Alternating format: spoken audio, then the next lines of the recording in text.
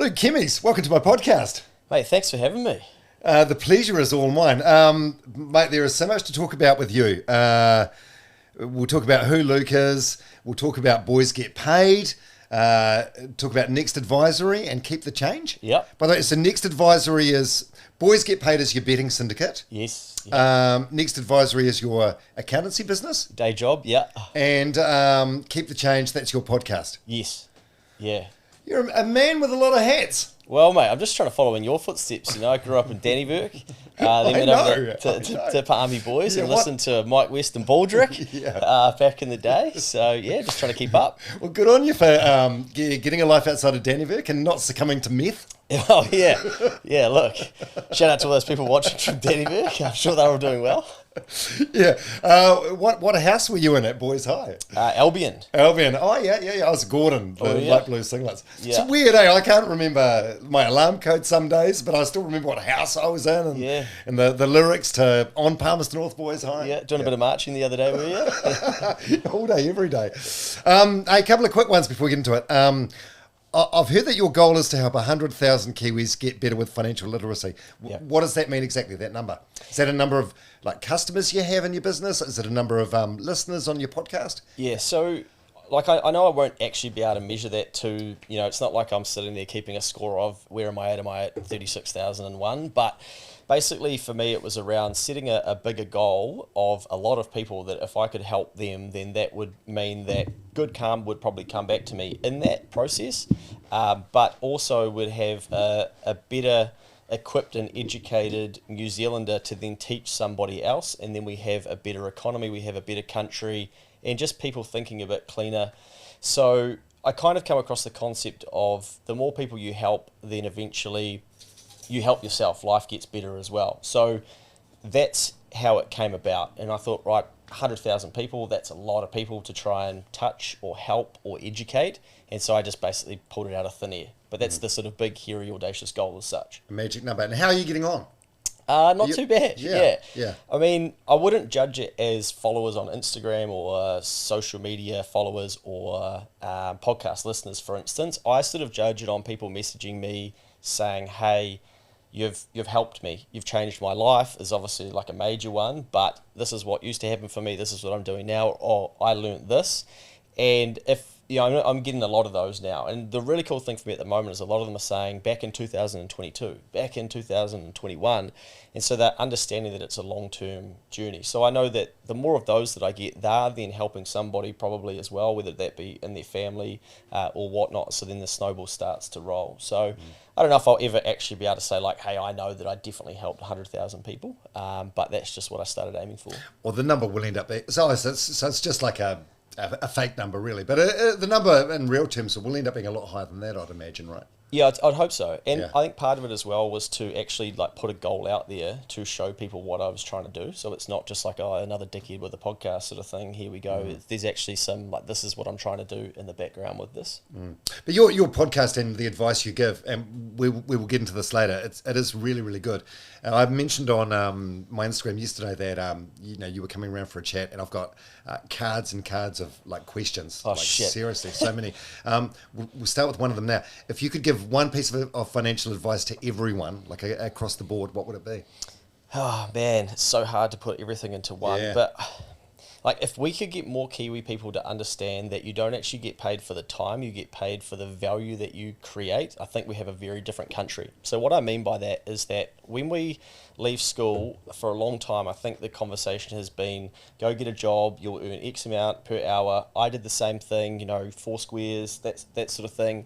But then you bump into these people that are earning more, and you think, what are they doing different to me? And a lot of the time, it is that they are adding value to the marketplace. So it could be a podcast sponsorship, for instance. And it could be that the simplest example for people to understand this is that if you go over to your next door neighbour and you say, hey, can I clean your gutters? It's going to be $250.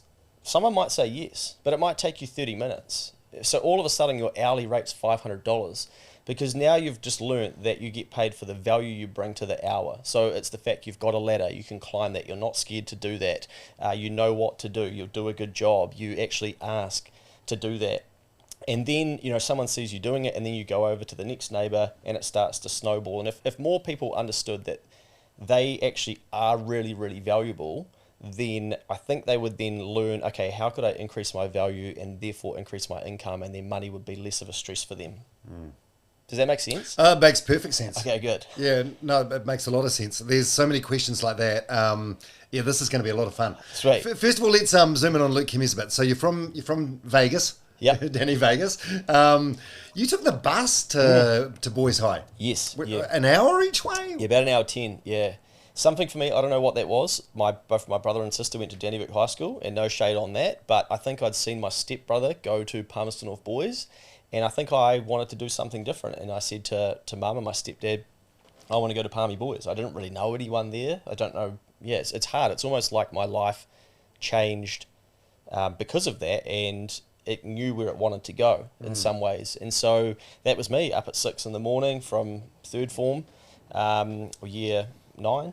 And then, hour over there, hour back. So 6 till 5 was a normal day for me, going to school as such with the bus commute. That was that was instigated by you. Yeah. You weren't keen to board, or was that just not an option? Too expensive? I think we might have looked at boarding, but I think it might have been too expensive. Yeah. So and what was your school experience like? What were you like? Were you like a smart nerdy kid, or? I'd love to say, mate, that I was in the first 15, I was partying with all the fellas, and the girls were all picking me. But no, you could fit me inside my backpack. I was doing my homework on the bus. I was probably pretty geeky, but I was, I think I had some EQ and social skills about me. I played football as well. So I'd go back to Palmy on a Saturday, play. Thought I was quite good in Dannevirke, but get to Palmerston North, realise, oh shit, some of these boys are a lot better at this than I am. But yeah, I really enjoyed it. It taught me a lot. And I think it set me up work ethic wise to now not see, 9 to 5. I don't see that as a long day, but I suppose it is if you don't enjoy what you're doing. But for me, doing long days has always been part of my life from a young age. Yeah, and what about accountancy? When did the idea come to become an accountant? Because no one as a kid dreams of being a chartered accountant. No, every year, mate, I go back and speak to, for the last 3 years, to the year 11 boys from Wellington College, and for 3 years I have asked the boys, hey, who wants to be an accountant? Put your hand up here if you're going to study accounting. And in 3 years, no one's put their hand up. I'm like, oh shit, this is bad. It's either going to make the accountants a lot more valuable because there's going to be less of them, but it's just not fashionable. But I think if I'm going to be really honest, I think I saw it as a vehicle that I could get rich, and then I could trade in the stock market, and I could be one of those people. So I thought, I'm pretty sure accountants get paid well. I'll then be able to take those skills, understand the stock market, and invest into the stock market. And I think I had a 5th or 6th form economics teacher that taught me about shares, and then that opened my eyes where we were, it might have even been 7th form, but you were allowed to trade some stocks with fake money. And I think I was on my journey from there. I'm like, right, well, I know I need to go to uni, and it was sort of the dumb thing to do. You better go to uni, and I didn't really like anything else. So right, I'll study business, and then I'll do accounting. And then if you want to become a chartered accountant, and I guess I've always been like, okay, well, I know I'm smart enough to do that sort of thing. So I would go, right, well, I want to be a CA. Well, you've got to do 4 years at university, and then your study starts again. You've then got to actually go and learn how to be an accountant outside of just those 4 years. So it's a long educational journey. Oh my God! And is it horrible? The study? It seems like the worst university experience imaginable. Oh, did you enjoy it? Did you enjoy numbers and stuff?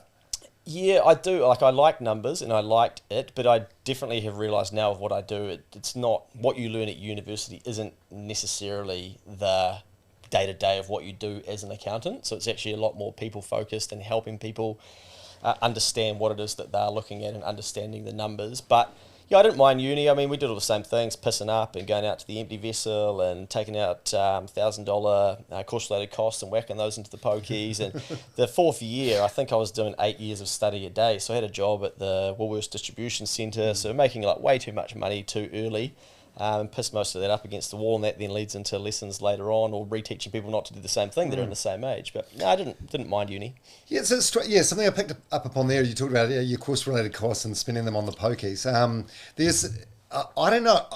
I'm terrible with maths. I don't know anything about accountancy. I'm not a gambler either. But I would have thought the two, and we will get into this with Boys Get Paid as well, which is your betting syndicate.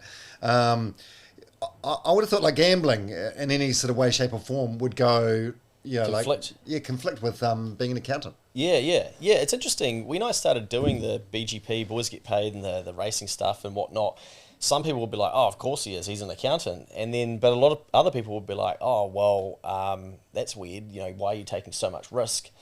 You're an accountant. You shouldn't be doing that. You should know better than that." So, yeah, I don't know what that is. I guess with the racing side of things, I grew up with two grandfathers who liked horse racing. So then maybe subliminally it was on in the background. My grandfather always had $2 coins and would give us those. I now understand, probably from playing the pokies.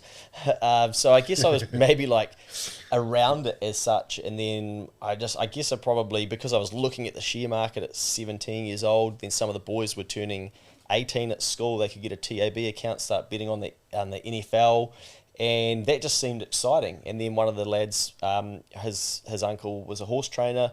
And so then we started going to the races on a Saturday. So, yeah, I definitely see that they conflict. And, yeah, I've got to try and balance the two as such, because both of them can actually be very damaging in terms of, just going after money and also gambling. So actually learning how to balance that as well. Are you a problem gambler? I read that you're on a self-imposed ban from the casino. Yeah. I did that years ago when I was starting my business journey, because I knew I was chewing up a lot of time there. I would be staying there late. I'd then be starting Monday on the back foot, for instance. I didn't have the money to lose anymore. And I just got to the point where I didn't really enjoy the casino. And so one day we're in there after a few beers, after saying, "We will not be going to the cas tonight." And I'm like, "Hey, I want to ban myself. How do you do that?" And I'm like, "Holy shit, what are you talking about, mate?" And so I ended up having to go back there, no beers in the system, and sitting down and doing that process. But to get back in, you've actually got to go through counselling and all sorts. And because I have never done that, then I can't actually go back in. So I thought that it was a 3-year stand down period, and I thought, right, that would give me some time to get the business going, etc.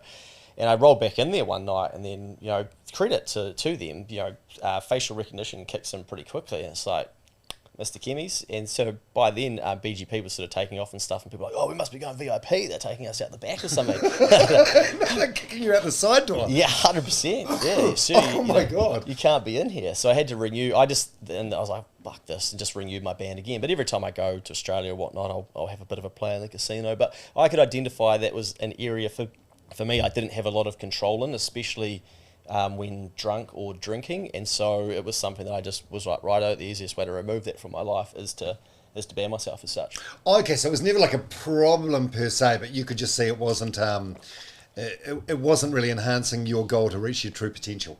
Yeah, but I guess that is a problem, right? Because I'm letting something be in the way of who I knew I could become, and so I had to. Yeah, I guess I was like starting to get enough self-awareness to think maybe that's something I don't need in my life right now. And so I'm going to move it out of the way. But the easiest thing, especially like if you're going on a social Saturday or something with some mates, would be just to go there, watch them on the roulette wheel or the blackjack table, and have a beer yourself, but not bet, rather than ban yourself. Well, yeah. So then, therefore, I probably do have a problem, right? Because I'd be sitting there itching like it was going to be 11. Of course, it was going to be 11. Oh, I always go 30. That's my birthday. Yeah. Oh, right. I'm going to get 200 out. 200 becomes 2,000. Holy shit, what just happened there? Yeah. Oh, and how much counselling do you need to get back? I think you've got to do 5 sessions. I might actually go and do it just to see what I learn. Yeah. Be interesting. Yeah, interesting content potentially. Yeah. See what process you have to go through and what sort of things they ask you. I could get them on a pod, maybe. Yeah. Yeah. But yeah, I should probably do it for the learning and then reteach it as well. Yeah. And what about your parents? What was their relationship like with money? Are they financially savvy, or? Yeah, I guess, and I think that's probably led into a little bit of as well. So my parents have separated, so my father and my mum, and they've both remarried, and I've got to live with basically both sets, but then also understand where both of them have come from. So dad and his wife, hands down would have made more money than my mum and my stepdad. So then they've gotten into property investment and things like that, but then dialed that back and gone, oh, actually, I don't know if we want to do that.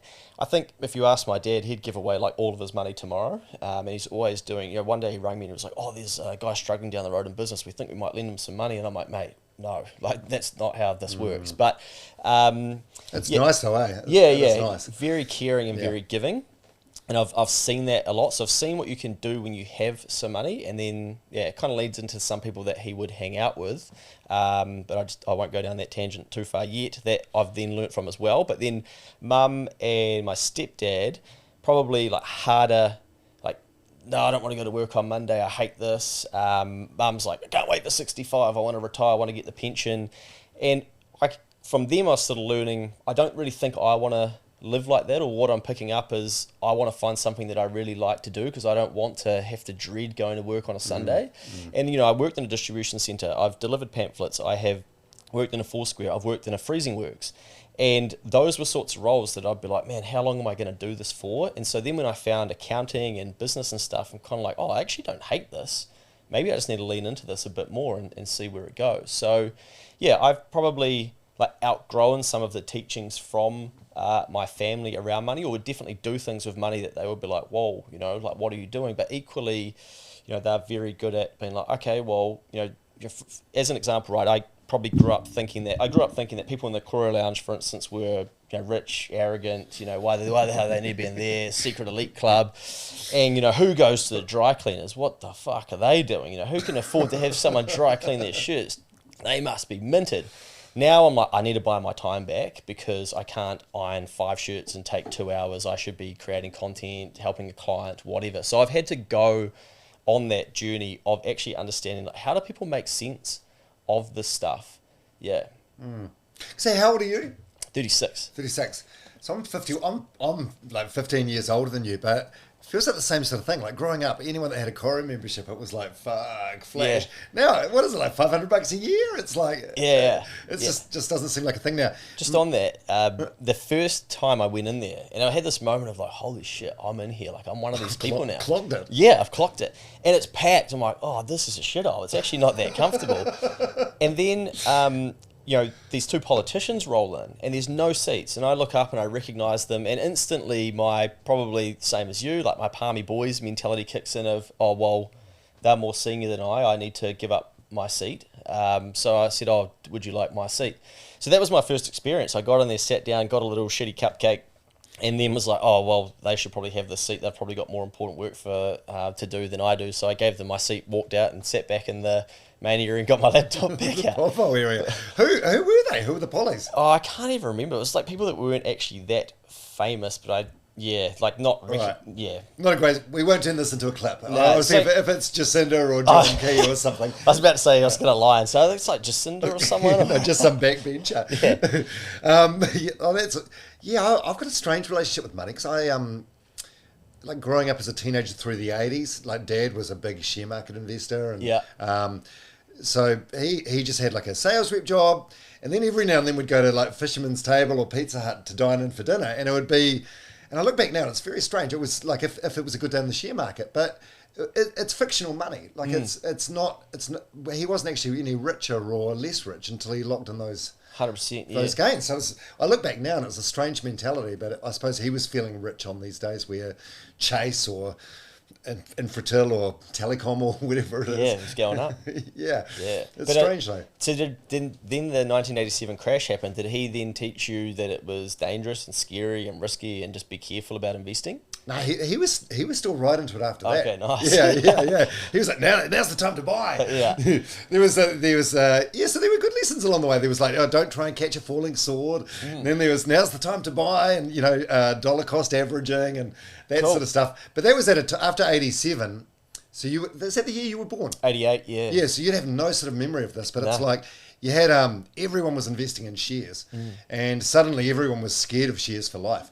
Like if people lost money, so people that would dabble in shares for the first time would be like, nah, never again. Yeah. You'll lose all your money. And I think we're like now just unwinding that, and it's a long, it's nearly 2027, right? So it's nearly 30 years, and I think there's a generation of people coming through going, hey, I should be investing. Everybody talks about it on TikTok and YouTube, etc. So what am I doing? Like, why isn't it, why don't we do it in our family? But I think we then went, now let's go property, all in on property as a nation. And yeah, we can probably come to that later on. Yeah, 100%. I think that's the thing. It's like, bricks and mortar. You gotta be able to touch it, Tom. You've got something to live in. Yeah. A roof over your head. So what was your relationship like with money in your 20s? Were you a spender? Yeah, I think, yes, I was, and I earned a lot of money early. So I'm talking, working in the meatworks with no real outgoings, and I should be saving for uni and whatnot. I was doing that, but I would just be blowing it. So I would get it, blow it, get it, blow it, earn more, blow it, and just get rid of it. And I think that's what would really fuck me off, is that I should know better because I'm studying accounting, I'm studying economics. But why can't I break the ceiling? Why can't I do better when I know that I should know this stuff? I'm buying shares at 17. I'm buying A2 milk shares at 10 cents. They go to $23, for instance. So I'm thinking about buying zero stocks, but I can't hold on to them. I've got to then sell them a year later because my relationship with money's not strong enough to know, leave it, don't touch it. And it's just, still impulsive. I'm financing lazy boys, we never had a lazy boy growing up. Fuck it, I'm going to finance one. How good's this? I'm financing king size beds in my flat. If they're going to give me a Q card to finance this, why not? I've never had this shit. This is unbelievable. You don't have a truck to bring it to your house. You can pay $250 to have it delivered. Bang it on the Q card, brother. Bring it round tonight. How good? Stereo systems, just all of that stuff. So I've done all of the stuff that I'm now like, hey, don't do that. That's so cool. You got any of those things still? Nah, do I have? No. Where's the lazy boy? Lazy boy feels like a chair for life. Yeah, well, you would think so. The stupid thing as well, the lazy boy, I bought it and it was off the end of a couch set. So it was even more expensive. They're like, this one doesn't actually come on standalone. I'm like, you tell me what it costs, I'll finance it and I'll just have it. And then the people who buy the lounge suite, they're not going to get that one because it's going to be in my flat. But what realistically ended up happening is a lot of this stuff just become material bullshit that then I would leave behind. I started moving up through the country, Taranaki, up to Auckland. And it was like, my parents were left with the mess of, now we've got to go and, empty your flat out and who's going to take the lazy boy? And I might put it on Facebook or Trade Me or something and sell it. So, I learned some very expensive lessons through that when I should have been going, you know what, I shouldn't finance that bed. I should be buying some stocks, for instance. But that's just not reality of how I think a lot of us as humans relate to money or how we behave with it. No, and often not. I think often you need to accumulate some material stuff to realise that it doesn't actually bring you sustainable happiness. I don't know. That was the case for me, at least, as well. You had a Mercedes for a while, didn't you? I did, yeah. Yeah, I got a Mercedes. You need to do that stuff to realise, what am I doing? It's not making me happy. Yeah, and I get it. A lot of people like cars, and I think especially, diamond rings are marketed at women. So they think that they're really valuable. Cars are marketed at men, so we think that those are really valuable and they're forms of success, etc. And so if we get a flash car, we've made it. And a lot of business owners that I deal with, that's their goal. They want a Porsche, they want a fancy car, they want a Lambo, etc. Because it signifies that they have been successful in what they're doing. But I think where it becomes dangerous is if we then tie our identity into that. So then if you don't have the McLaren because it's off the road and you have to drive a Toyota Corolla, what does that do to you internally? Who do you become? What does it make you do? Does it make you take more risk and borrow money, etc.? For me, we were getting business vehicles and I'd always wanted a car like that, and so ended up getting the Mercedes, and it was not like the top of the range or anything, and it was actually pre-used on the car lots. It was cheaper than buying it brand new and whatnot, but it was actually really cool. It was like another chapter of my life of holy shit, okay, this is what it feels like to drive one of these cars, and they're really safe, and you go to track days and you learn about the technology inside these vehicles and how they're keeping you safe. But I got rid of it and I've got a Tesla because I saw that as being more efficient and also just helping out supporting Elon Musk, which as I say that I'm like, a lot of people won't like that because they won't like him, but I just see him as a massive entrepreneur and I was like, I should probably buy one of his cars. Oh yeah, have you read or listened to his audio book, the Walter? Oh, it's amazing. That guy Walter Isaacson. I think he wrote the Steve Jobs one. I think I'm getting his name right. Yeah. And this massive Steve Jobs one sort of shadowed him for years and years and years. What an intriguing guy. Yeah. Fucking hard work. I wouldn't want to be his next wife. No. Yeah. Seems like he's a hard work to be around, hard work to be in business with, hard work to be married to. But the guy's a fucking genius. Yeah. We need people like him in the world. I agree. I think that's sort of once in a lifetime talent that we get to see. And, some people will like him, some people won't. But we'll end up looking back being like, wow, that person was pretty gifted and special. And look at how they saw the world. And, if we could, some of us just think, 1% how he thinks, then we might solve problems in our own lives that we care about. Also, from just one of his business ventures, Tesla. You think about before Tesla, we had the Toyota Prius, and that was it. Yeah. And if it wasn't for Tesla, arguably we wouldn't have BYD or Polestar or any of the other cool and acceptable e-vehicles we've got now. Yeah, well, that it just leads to more innovation and competition, Yeah, right? yeah. And how's it? Mentally, how are you? Are you happy? Are you good? Yeah, really good. Yeah, you sauna every day, eh? Yeah, I've dialed that back a bit, which has been quite interesting. I've almost put a bit of time back into my day, but I probably gym 4 or 5 times a week. And I used to just, be a lad that would lift heavy weights, and I did quite a bit of running. But I was like hurting my body doing that, ending up with different injuries, and I would just have to do everything at like, fucking, what's the fastest I could do this? Did a half marathon, my first one in like an hour 33. That's good. Yeah, and was like, damn it, should have been an hour 30. How come I couldn't go faster those last 4Ks? And ended up like hurting my Achilles and whatnot. So I ended up getting a personal trainer, and he was like, oh mate, you've like really hurt your body with what you've been doing over the last 10 years. We need to almost dial you back, take muscle off, all of the stuff, and start from the feet up. So that's been quite a good check to the ego of, well, I used to be able to bench 110, etc. to now, like, sometimes I've struggled to bench 80, and you're like, fuck, it's so frustrating. Honestly, it's a dude testosterone ego thing. Eh? Same with running fast or whatever. Yeah. Chasing PBs on weights or So I guess through a little bit of that, then I found the sauna, and I liked the sauna, and I started getting ideas. And so I'm the sort of dude who takes my phone into the sauna, and I'm having to like write ideas down to me that are coming to me and whatnot. But I've met some great people through saunaing as well. But part of that was to have a sweat without then having to go and do the hard cardio, etc. But I used to do like a lot of sprint training and running hills and just try and thrash myself and think that was how I was protecting my mind, and that's how I was going to get the most out of my body. And I'd be up early, 4, 5, 6 a.m.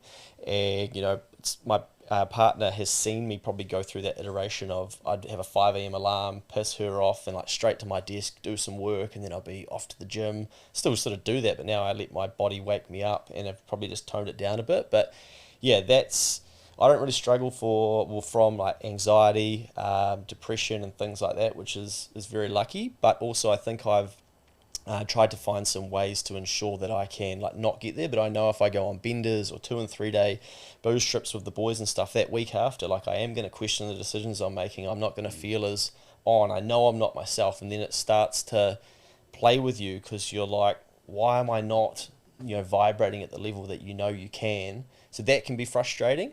But yeah, all in all, very healthy, nice, very well, and very happy. Well, it seems like you're doing all the right things. I think that's, there's people that have true mental health issues or depression, and it's that must be like isolating and terrifying, because it's like I'm doing everything right and I still feel like shit. But it's if anyone has a massive bender or a serotonin depletion, you can figure out the next week why you're not feeling 100%. Yeah. But didn't you I don't know if you want to get into this or not, but didn't you? Yeah, you've dealt with suicide firsthand, didn't you? Discover a mate? Yeah, not a mate, but I actually I went home after a day at the races, actually with a friend of mine where I was staying, and where she was living, this guy had taken his own life. And so I got there, and we got out of the taxi, and I could see that the garage door was open, and I'll just I'll be respectful in the way that I tell the story, given that this is someone's son and their family and whatnot. But I could just sort of see, I was like, oh, it looks like there's a coat hanging up or something. And I knew something was a bit off. And anyway, we got out of the taxi and we were walking in, and discovered this young lad who had hung himself. And I sort of turned to the taxi and was basically like, help, because you don't really know what to do, right? But I think the taxi realised, like, oh shit, something is wrong, and basically, see you later. So I guess what I learnt through that was that, like, I stayed there and I helped out, and I think that's really important. I actually have talked about this so many times, so I'm not sure why I'm getting emotional about it, but stayed behind to help, which then the family actually referenced on the other side that, thank you for doing that, because in their eyes, they were sort of like, you could have just got back in that taxi and gotten out of there and left. But that's, I guess, not really how I was brought up.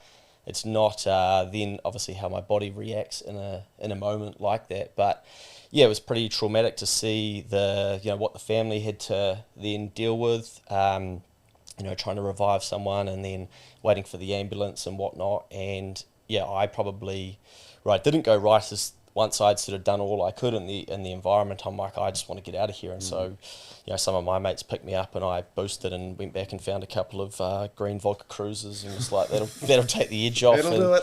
And then next thing, it's like, hey mate, you can't just leave. You have to come back and speak to the police about it and whatnot. So, yeah, it's probably changed the way that I have. Well, I know that mental health and whatnot and those sorts of things are very real, and I see how many people are impacted by it when you can just be sort of going about your own thing, and then be faced with that. But it was also a time in my life where I was probably starting to just think, why aren't things going my way, and why does this stuff happen to me?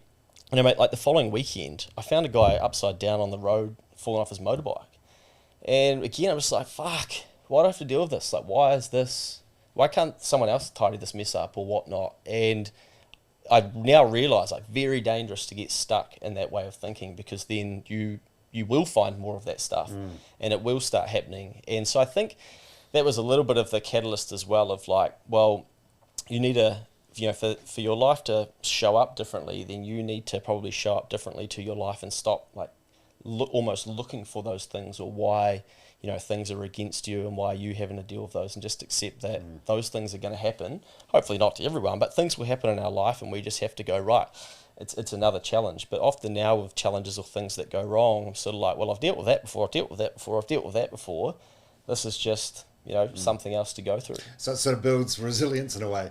So he's done this before. Yeah, and also I think another thing is if you expect life is going to be easy, you're going to be disappointed. You need to expect, like, shit happens. Yeah. Like the guy on the motorbike that you found, like, you had a bad day finding him, but his day was way worse. 100%. But I was hungover as well, I think. It was like, Did you, geez, after, thanks for being so open and candid about that. Did you, like, how did you deal with that in the days or weeks or months after, like finding someone dead? Did you have any therapy or counselling or? Yeah, not well, because I think I just did what, I'll say lads, but probably most of us do, was like, oh, she'll be right, we'll figure it out and whatnot. But I've always been a talker, so I've been able to, like, talk to my mates about it, my sister about it, different people. And so when something doesn't go right in my life, often I think the answer is to go and talk to someone about it. So whether it be my dad or sister, etc., I feel like that's how I process it. I've probably been pretty lucky in that regard. But also where I worked,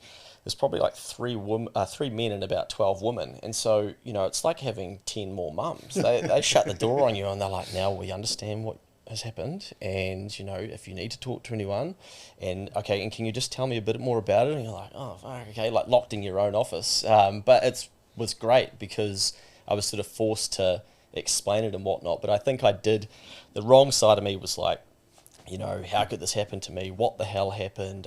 Drinking and forgetting about it and worrying that I was going to, keep thinking about it and things like that. But, I didn't get any formal or counselling as such. I have spoken about it in counselling or speaking with qualified people to unpack some of it as well, and like later on. But at the time, I was probably just telling more people that cared to actually know about it for me to be able to decompress of what I'd gone through. Yeah, well, there's that that saying, like, a problem shared is a problem halved, which I think is absolutely true. And these conversations you're having, like good, open, vulnerable, honest conversations. Yeah, and I think one thing my sister said to me, because I was doing the poor me thing and why is this me and whatnot, and she sort of said to me, well, maybe it's because you can handle these situations, and so that's why life keeps putting you into them, because you're the person that can handle them. And then I got the note from the family around, like, thank you for staying behind, and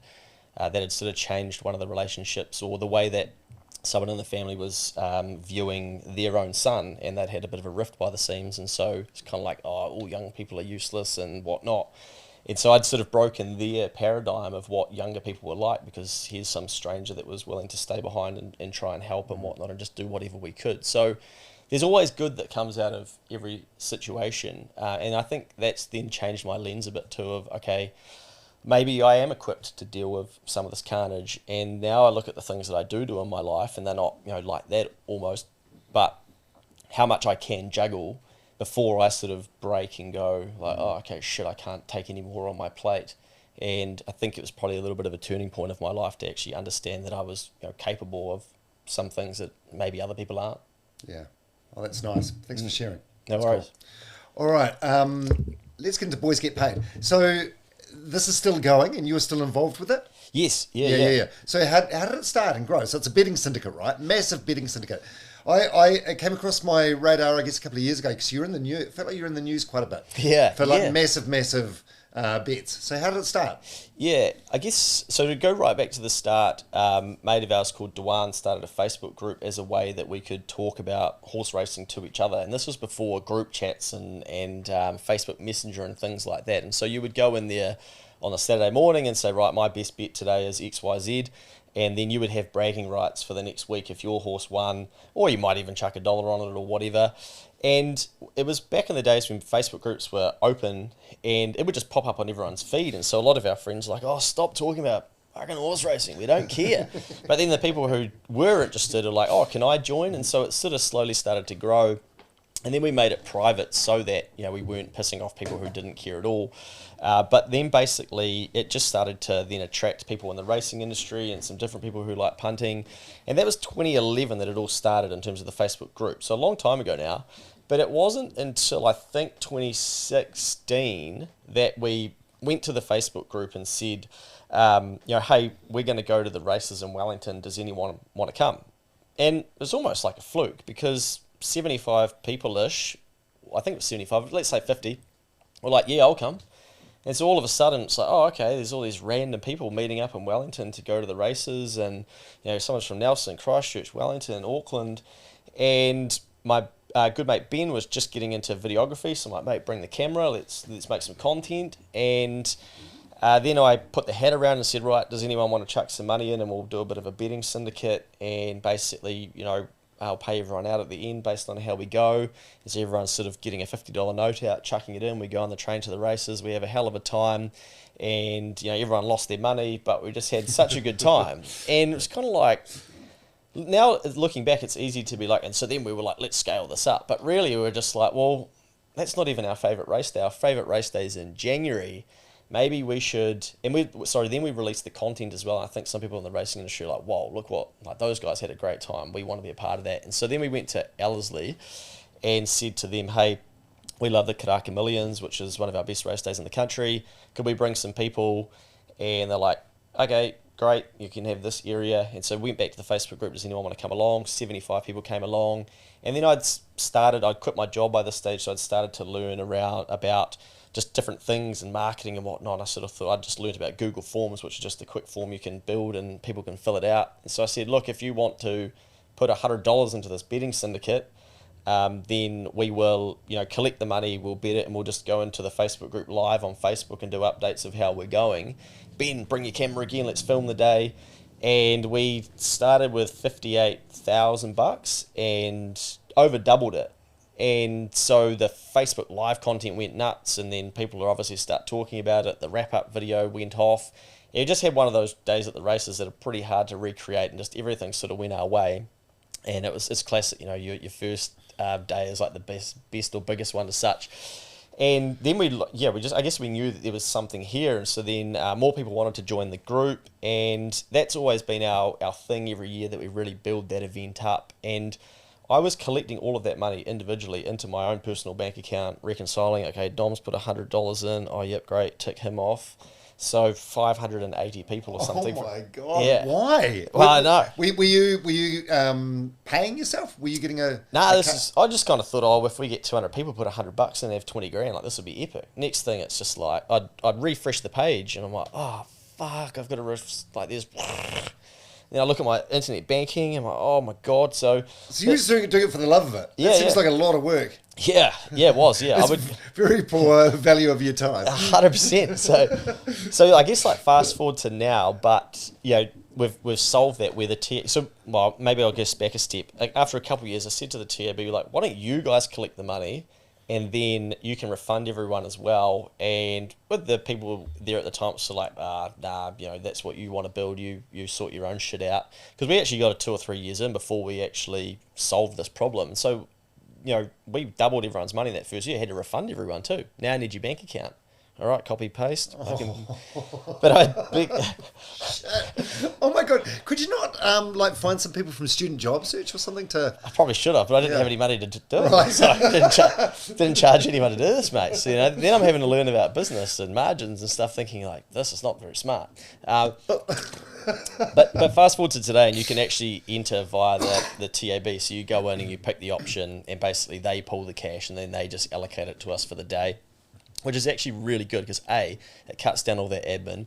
Everyone gets refunded within an hour after the last race that we have a crack at, and there's no sort of like, he's kept 10% of the money and all this shit that people come up with and then start spreading, and you're like, well, how could I? Because the TAB have it, etc. So yeah, that's sort of the to wrap it into a nutshell. But going back to what you're saying about a couple of years ago, when the pool really started to explode was when the TAB took the option. That meant that anyone could get involved, basically, rather than people who had $100 or wanted to fill the form out or didn't trust us, etc. So people would chuck in a cent, $1, $2, $20, $50, etc. And it just widened it. And then the pool just started to skyrocket. And, we had $1 million over the last 2 events that we've done on Karaka Millions nights. Wow. Which is, it's to the point where it's like a little bit scary, stage overwhelming. How do you ultimately decide which way to punt? So there was 3 of us in the first year, Yeah. And so there's an older guy called Ted, and he's done a lot of race form for decades and years. And so I said to him, do you want to be a part of this? Can you help us out? What's your best bet? Here's my best bet. And then another guy called Andrew, what's your best bet? And so we basically just pull our thoughts like a together. committee. Yeah, effectively. So it's still the same committee from day one through to now when we do the Karaka Millions, but we've done different versions of it on different race days, and so we might bring in some different people and play with it and just see what's there. But the Karaka Millions one in January is our big go-to. Yeah. And the committee whatever you want to call it, to decide how the big bet goes. Yeah. Are you quite transparent about that with all the? Yeah. This feels like just too much pressure for me to handle. Oh, mate, it can be. Like, to be honest, we didn't go very well in January and the year before, so we've had 2 really dud years just as it's like really exploded. And I have kind of been avoiding going back and having a look at, January just been, because it just felt like it was way harder than it needed to be, and we were so close to a couple of $1 million collects and stuff, and the whole story is completely different. But instead it's like they lost half of everyone's money, and fucking people are ringing me, sending me DMs, sending me emails, sending the Herald fucking stories about this guy should never have done this, and fucking what were they doing, and you're just like, for 72 hours after, I have the 72-hour rule now, when something blows up or it's not going your way, you just have to ride out that 72 hours, because that's when the crazies are going to come out, the people are going to come for you, etc. But it was just, like what could have been on that night in January. But yeah, we don't always agree in terms of which direction to go, but you just have to sort of cop it when it doesn't go your way. But we've had some times where we've all agreed and we've been like, right, let's pull the trigger. And yeah, it's hard to beat that feeling when you've got 10,000 people involved and they are screaming home the same horse, and we have 850 people that come along to the event now, and they're all chanting and going for the horse. And now the jockeys are saying like, "Holy shit! I could hear those boys. I could hear them from the other side of the racetrack." And the horse salutes, and everyone's just like having such a good time. It's pretty. I guess it'd probably be like a performer performing, and then just seeing everyone like so happy in that moment and go like, "Great! Like we've done our job." Well, the whole thing is what racing's all about, I think. Hey, it's like you have a bunch of people there having a really good time, enjoying themselves, and also the flip side of that, which is also part of racing, is it's not an investment. No. even with as much, you can put as much thought into it as what you want, but there's no guarantees you're going to come out on top. No, 100%. Like, it started raining in January on the race day, and it was the first time that we'd raced at that track and whatnot with that level of rain. So we're like, how does that impact it? And there's so many variables that can change. And there's one year where a horse, it shied away at a sign. It was leading and it saw a sign on the ground and just veered away at that, and then bang, horse goes straight past, and it's like, oh, there's 80 grand, like, fuck.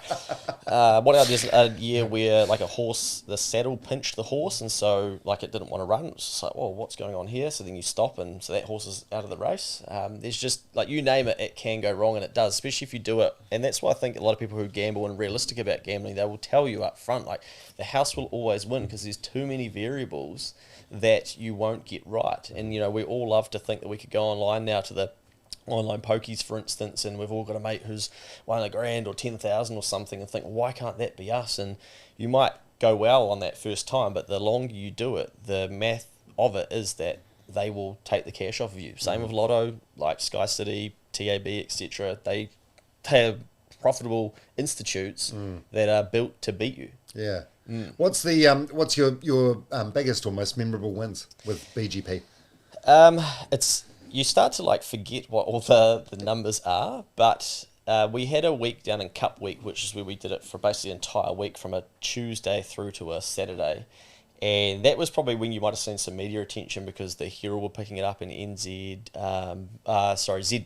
and just people going like, what the hell is going down there? Because we had, like $30,000 on a greyhound that won, and we were betting to win $1 million, and the races got called off that day, and they raced them. So then the syndicate had to stop because that was the T's and C's. Then they raced them on the Monday. Both of those horses won, so we would have won the $1 million. Then it's like, what the hell? The TAB have rorted us. They knew we were going to win. So there's all this stuff, and you just have to like play the story out with it. But yeah, we've had some pretty big collects in the hundreds of thousands and whatnot. We're still looking for that $1 million collect at some stage. But you reckon it'll come? Yeah, for sure. We got unfinished business. And do you have a favourite boys get paid story?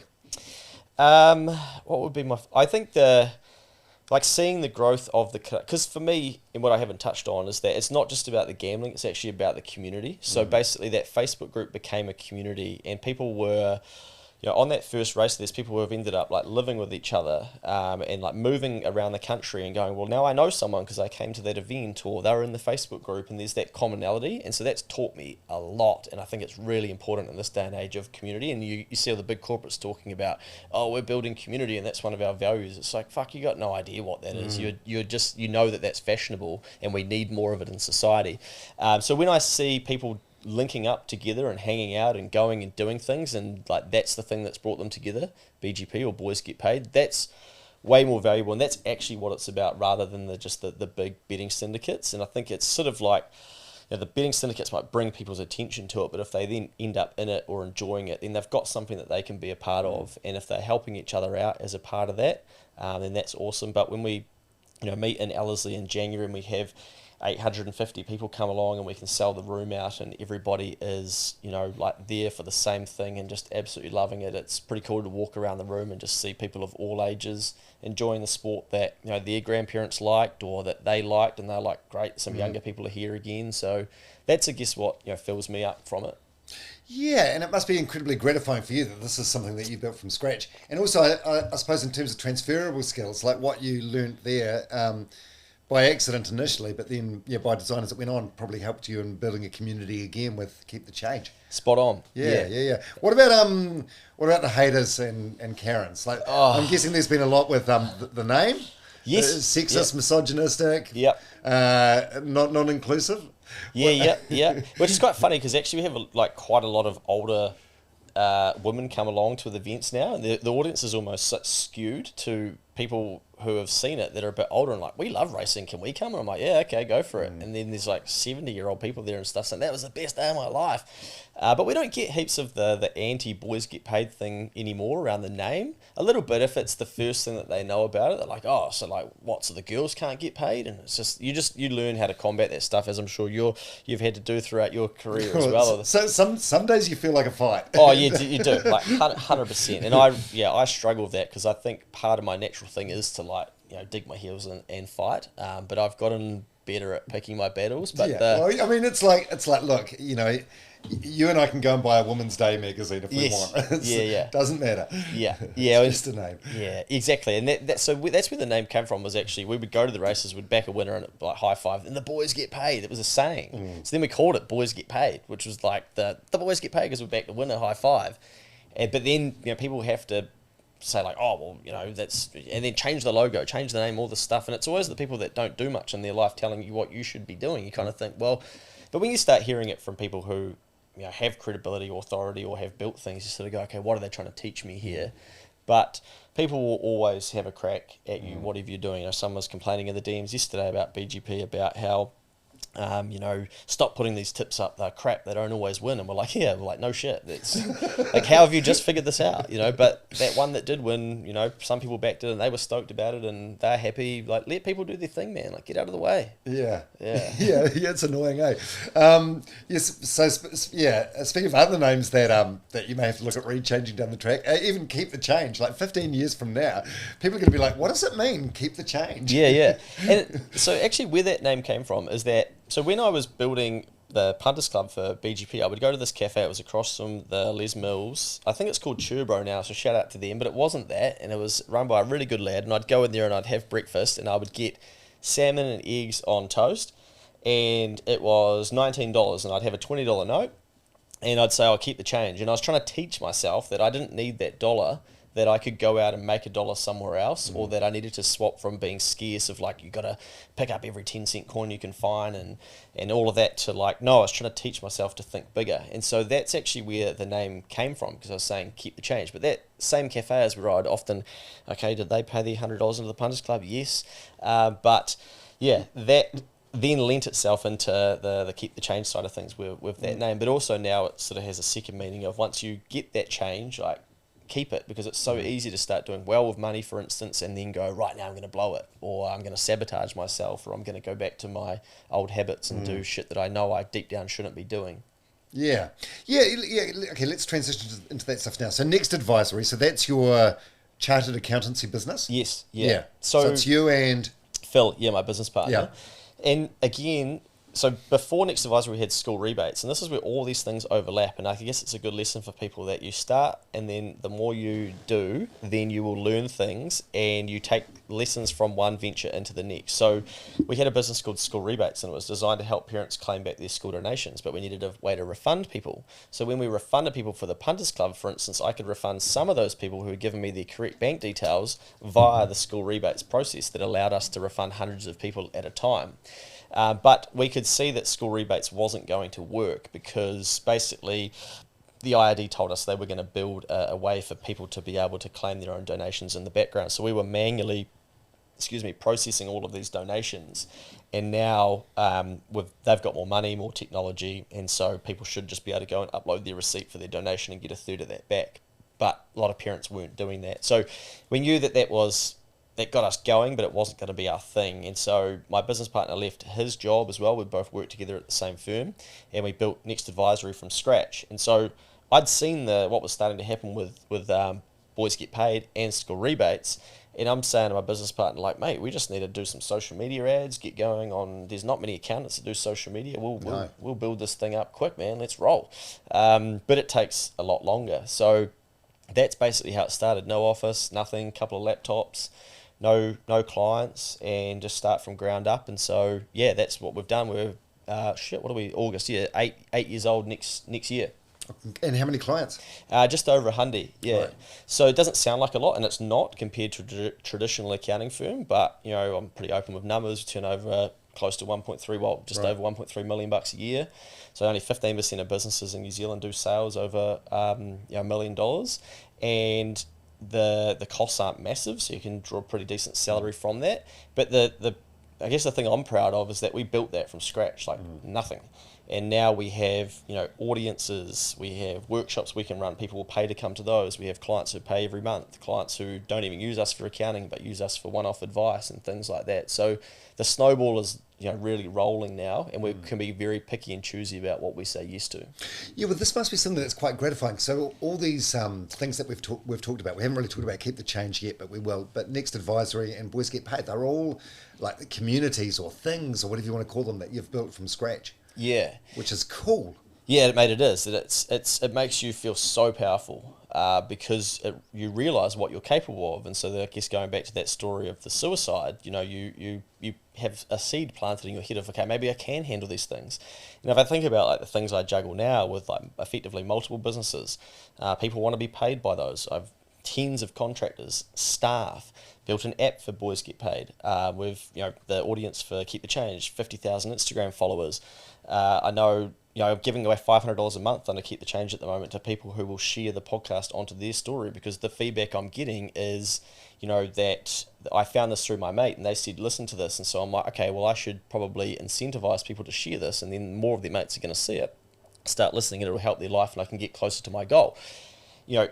In my, a lot of people are like, $500, it's a lot of money to them. I'm like, well, I'm going to give it away. I'm going to financially incentivize this. I've got to then go back out there and make it. So you start doing life completely differently, because you actually start to realize what you're capable of building and doing. And going back to what we were talking about at the start of adding value, the way I now see it is, okay, I can let go of that $500, and much like I let go of the dollar at the cafe and said, keep the change, I can let go of that $500, and that's okay, because I know that it will come back to me. It might not come back to me next month, might not come back next year, but it will come back in some way, shape or form. And a lot of the work that we now have in Next Advisory is actually from Keep the Change. So that audience who have businesses, or their friends who have businesses, those people are reaching out saying, hey, can we use you for our accounting? So it's almost like we've built a moat around Next Advisory through Keep the Change. And going back to something earlier, helping people and a bigger problem. So I could see that if we could help everyday people with financial literacy, then via Keep the Change, the good karma would come back around into my life, and it's now coming through Next Advisory. So yeah. So who are your clients? Are they small business owners mainly? Yeah, smaller businesses, and they might be in the start of their journey, so 2 or 3 years in, and they are like, I don't really understand. I still don't understand this. I need your help. Where are my opportunities? This is my ceiling. How do I break through that? But we've got clients that are turning over tens of millions of dollars as well. But most of them are, like I said before, 15% of businesses in New Zealand turn over less than $1 million. So I think everyone in accounting and whatnot walks around saying, oh, yeah, all my clients turn over heaps of money. It's just bullshit, because we don't have the data to suggest that that's true. And we see this, people come to work for us or say, apply for a job, and they say, oh, all my clients turning over $2 million to $5 million. So, well, that's just, you're lying, because the country doesn't even have those businesses or that many of them. But yeah, a lot of smaller businesses doing cool shit and just on the way up, and aspirational people. Yeah, because you are quite aspirational, and you're quite motivated and driven. So is it mainly sort of like accountancy advice, or are you helping them with sort of goal setting or bigger picture stuff, or what? Yeah, a lot of bigger picture stuff. So basically, you're here, you want to get to here. Yep. How are we going to do that? What are the steps? Let's understand the financial side of it first. A lot of work at the moment through the economic downturn has actually basically been, something doesn't feel right, can you help me understand it? So they might have an accounting software, they know how to reconcile everything and do that side of it and make sure that they're doing what they need to do, but they don't know how to read a profit and loss, which is kind of like an x-ray, for a business. If we can read those as accountants and go like, oh shit, here's what's happened, here's what's changed, this is what it's showing us. And so you sort of become a doctor and you're diagnosing what the problem is, and they might think the problem or the solution is different to actually what they need to fix. So there's a lot of like one-off project work, and that's where, again, you can add more value. So if you can help someone solve a problem, then you can charge more for that as well, rather than just, a smaller fee. And any like major client success stories that spring to mind? I'm pretty proud of like a lot of our clients actually, because there's a lot of them that are doing cool stuff. I mean, some household names that people may be familiar with that we've dealt with over the years. Edwards & Co, for those people who have got parents. Phil, my business partner, works pretty closely with them. And Girls Get Off as well, if you come across them. You can probably guess. The sex toys, didn't they start during the pandemic? Or? Yes. Yeah. So, what about boys getting off? 100%, mate. Yeah, we're not allowed to. So there's it's always interesting like what people are doing, but it's cool to see family units have a crack at things like husband and wives, for instance, and get into business together and maintain those relationships and change the trajectory of their life. But yeah, there's we've got a very broad base of clients doing some really cool stuff. Oh, that's cool. What advice would you have for small business owners? Anyone that's listening to this that maybe is just hearing about Next Advisory for the first time? So understand your numbers, and actually, I know it sucks, and I know it's boring, you don't want to, but the more you can do that, you'll realise you have an unfair advantage against your competition, because they won't do it. And I see this all the time where people, instead of actually understanding what they've got going on in their business and what opportunities they have and what they could be doing to grow it, they will focus on their competitors and what are they doing, or maybe we need to do that. Oh, they've started a podcast, we better do one as well, and not actually like understanding that business could be about to go broke. They might owe the IRD $800,000 and you had no idea. So I think what happens is we, as people and business owners, often don't have a plan or know what we want to achieve, and so then we are just out there doing heaps of random shit because somebody else is, rather than, is this actually going to get me closer to my goal? So to sum it up, like, know where you're going and have a goal, understand the finances and learn that. Take a year to listen to podcasts, to look at YouTube tutorials, to spend some money to understand how to read it. Ask your accountants all your questions, just send it to them and say, help me understand this. And then actually figure out what levers you can pull in your business to get you closer to your goals. Do you ever switch off? Good question. I'm going to Fiji on Saturday, so I'm pretty wired at the moment. I've heard you in another couple of podcasts. It seems like Fiji is your like brainstorming or blue sky thinking place. Well, my partner, she's threatening me that I'm not allowed my phone and devices and shit in Fiji. So at the start of this year, I said, right, every quarter I'm going to take a week off and I'm going to go somewhere. And it's now August and I haven't had a break. And then racing season's about to kick off again, so it'll be a lot of my weekends and whatnot. But it's not hard when you enjoy it as well. I was going to say that same thing. Like there's a lot of I don't know if it's a buzz phrase, but there's a lot of emphasis put on like work-life balance. But if you love what you're doing, you want to do it every moment of the day, right? Oh, for sure. Like sometimes Taz, my partner, will have to say, I can feel that she's getting pissed off that I'm spending too much time on my computer or whatnot. But it might be 8 o'clock at night, and I'm just like, I want to finish this money mail for Friday, or write this, or do that, and it's almost the opposite. You have to be dragged away from your work because you like it. And so, I know that I'll relax next week in Fiji, but equally I've taken a blank pad and I'll take a pen and I will come back with like 6,000 ideas and different things, and I'll weed through what do I actually need to focus on and come back with a new form of energy and just blow it up. Oh, how good. Yeah. That's so cool. How long have you and your partner been together? It's 5 years this year. Is that right? Yeah. Pretty sure there's a question coming up from Instagram, no. not directed towards you, but this person just asking about prenups and property agreements. We'll get to that. Okay, yeah. Was this something that you... I've done that discussion you had early on? Yeah.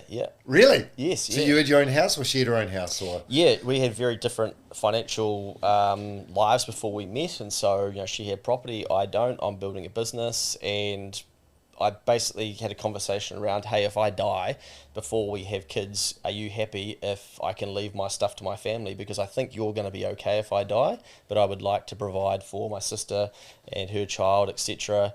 And can we write that down into an agreement, and we can bin the agreement once we have kids and get married, etc. And she's like, yeah, sweet. So we went and did that.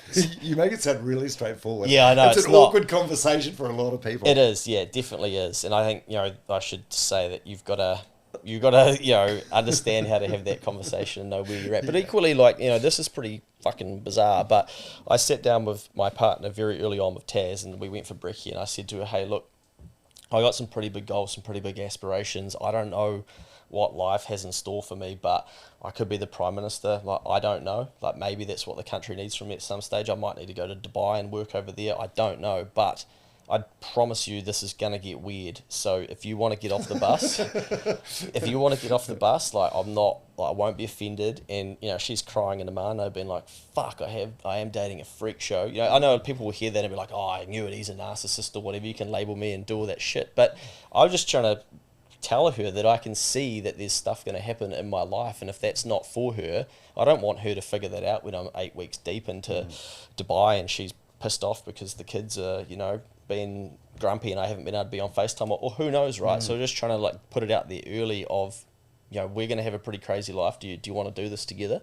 If not, I'm fine. If you want to leave the table and I'll get the bill, or you can get the bill, that'd be great. Well, some people, men or women, would find that really incredibly attractive, incredibly attractive quality in a mate. Someone that's like really driven and focused and passionate about what they do. But I suppose on the flip side, there's also people that, that would be terrified by that. Are you narcissistic? I don't even really know what that means. What? Probably is. Yeah.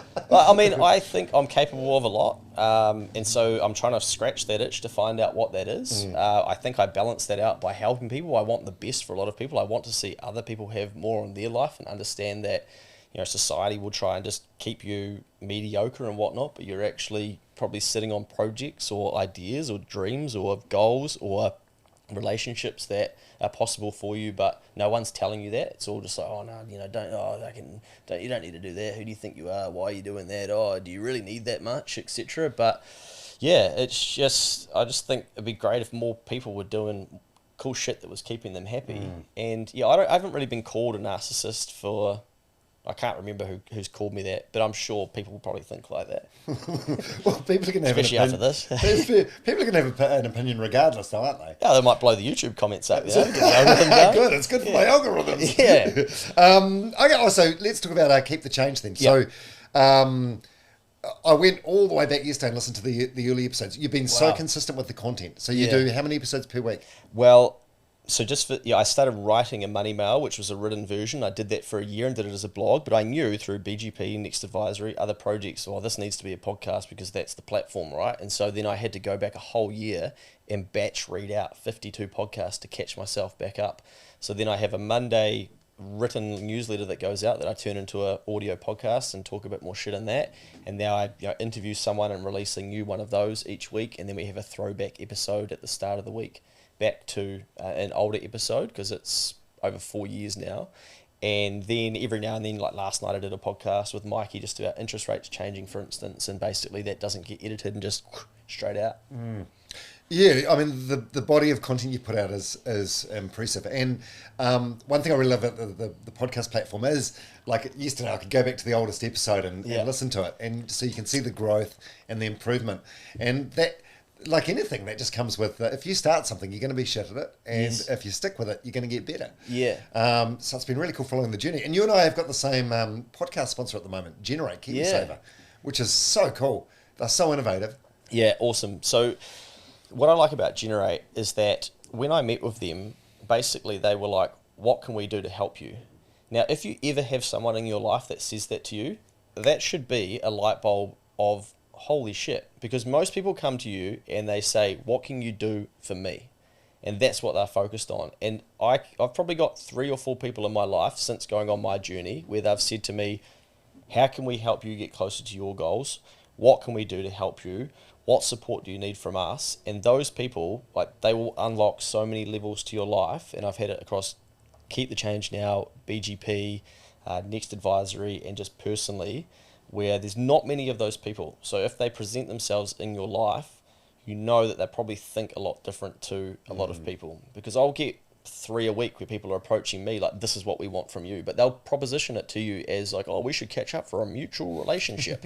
And I thought, we could catch up. What are we going to catch up about? Oh, you could give us some of your Next Advisory clients. Oh, it sounds really mutual. Okay. You know what I mean? Yeah, have them all. Yeah, here's the database. Yeah, that's cool. No, I've found them super supportive, and I'll go out of my way to like promote them as much as what I can, just because of the innovation. Because they approached me about podcast sponsorship at a time when I was really battling to get sponsors on board.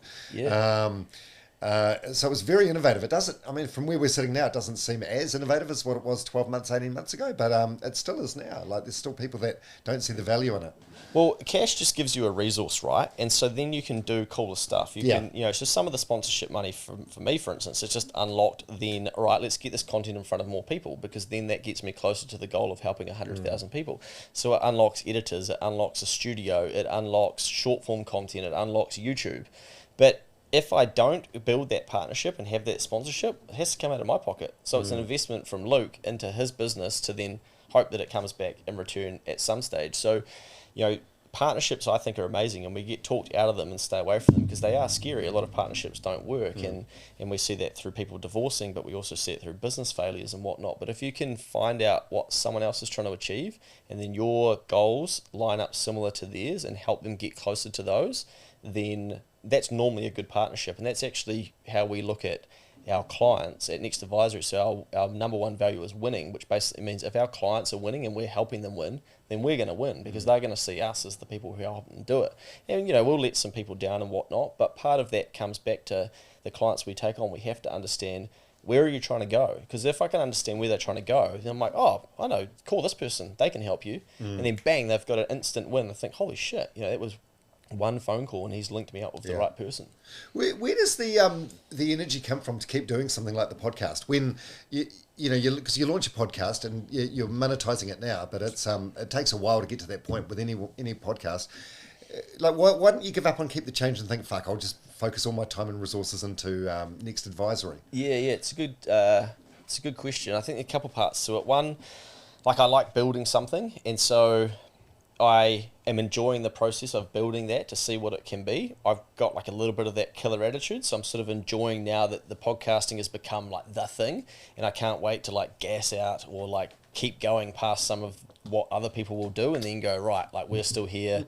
They came and went, told you should have kept going, a little bit of that. But ultimately it's driven by the messages that I get from people saying, holy shit, you know, I heard that for the 6th time, and the way you explained it that time really helped me, and I've gone away and done X, Y, and Z. And so I've just found something that I like, and I find it easy to create content around this because I'm thinking about it every day, and I am dealing with clients around it. So I then find it easy to tell stories. So it then doesn't require as much energy to, you know, say come up with an idea as such. Yeah. And what are your future goals for Keep the Change? Just sort of slow and steady and more of the same, and see how it goes. You know, I've got my first event in person in September, so we've got 300. I saw that you sold out like 250 people. Yeah. At Ellerslie. Yeah. Awesome. So that'll be interesting, and like maybe, like, is it maybe Spark Arena at some stage? Calm down, Bieber. Sorry, mate, sorry.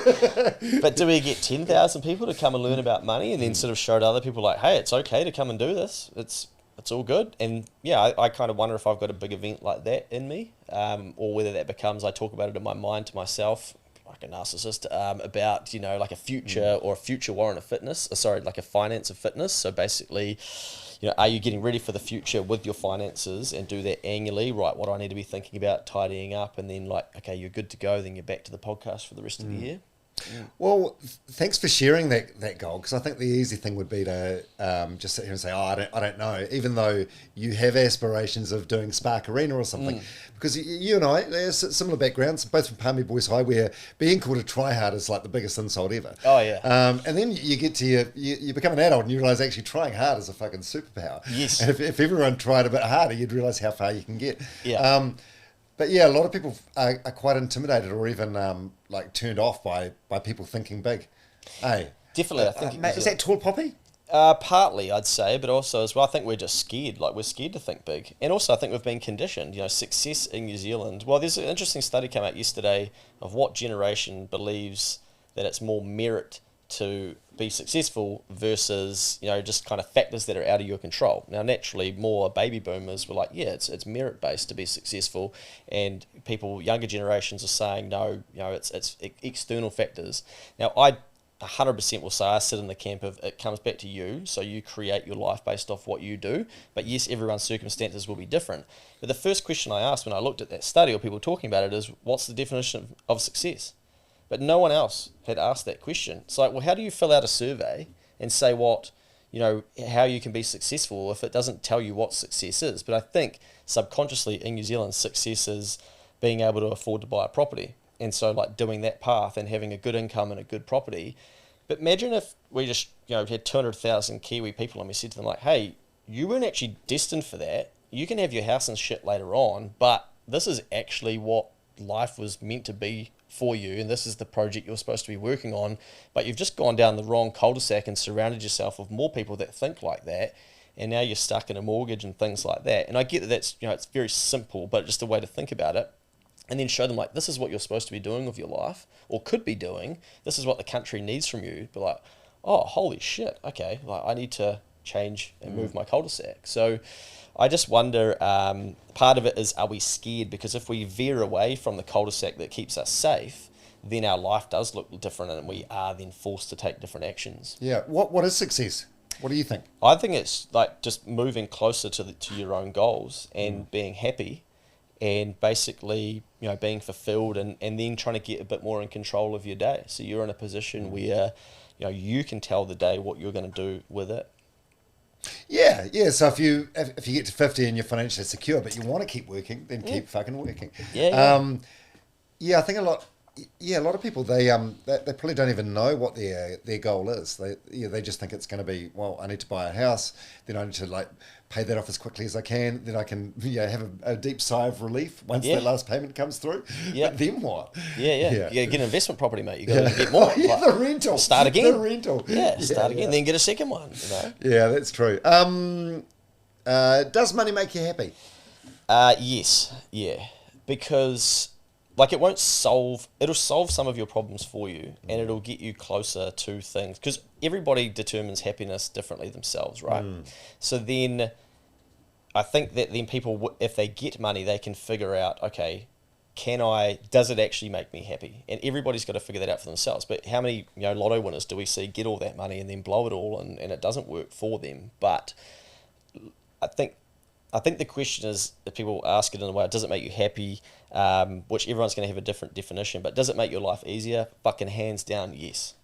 Having more of it, like but then there's also the more money, more problems. But if you have money, you can put it towards the things that will make your life easier, then yes, easier, more fulfilling and happier. I think it can do that for you. Yeah, I'd agree. Yeah, I'd agree with that. I think if you're a happy person anyway, it can, it can enhance your happiness. It'll magnify what you've got going I can't imagine what it's like to lie awake at night and worry how you're going to pay your power bill or yes, and a lot of people are doing that right now. Yeah. So the amount of people that are out there that would think if someone gave me $1,000, it would just like make my life so much fucking easier, and that's sad. Well, mate, I guess if you think about it like this, I used to play the pokies as a young fella, thinking that if I won that $1,000 jackpot, like that, that's life-changing.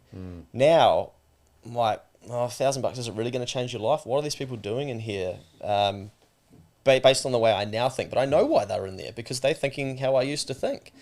And there's probably $1,000 worth of shit sitting around their house that they could go on Trade Me and sell. The average house has got $1,400 worth of stuff that they could go and sell and do that. But we're in that, I was playing pokies with the boys the other day before going to a Warriors game, because I'm like, it's a bit of fun. Yeah, let's have a go. And it'll be good for the excitement if we do win it together as the three of us. But is my third of it $333? Is it going to change my life? Like, no. Like, is this a good use of my cash? No.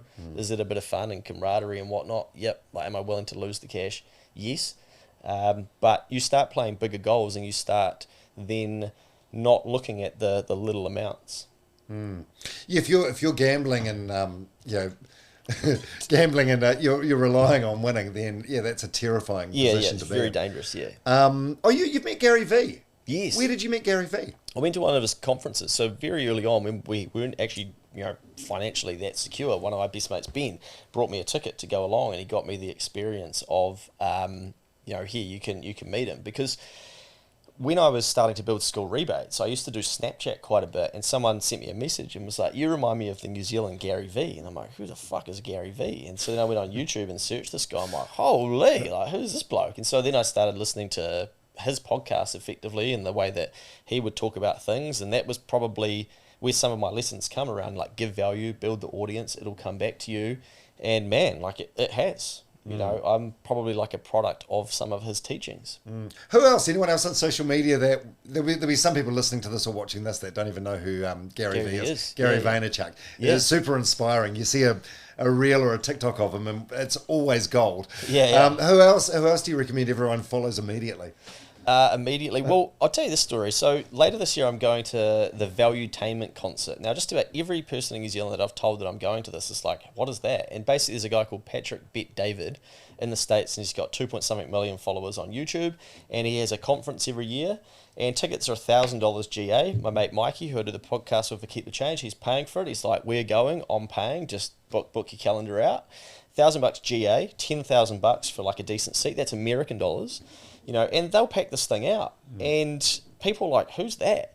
Now, the headline speaker is The Rock.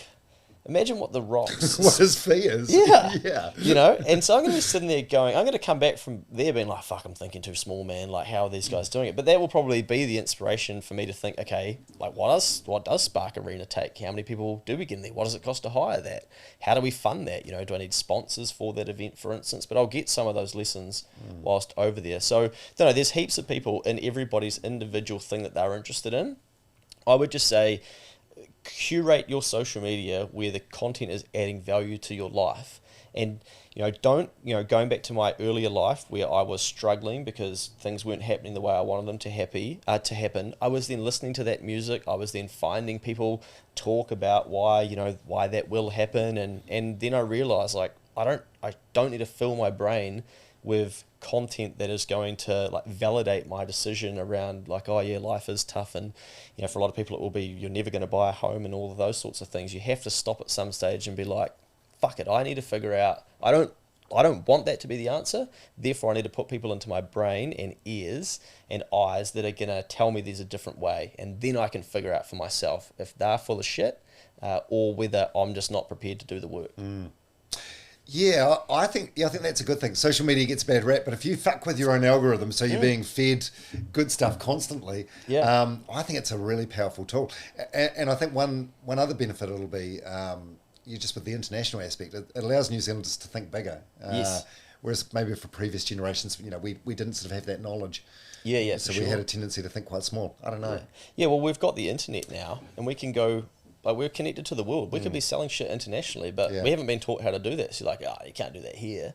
But I talk about this all the time now. Where I'm like, well, imagine if you could buy Dan Carter's like goal kicking course online, and he sold that for $100 US a pop. We turned Dan Carter into an exporter.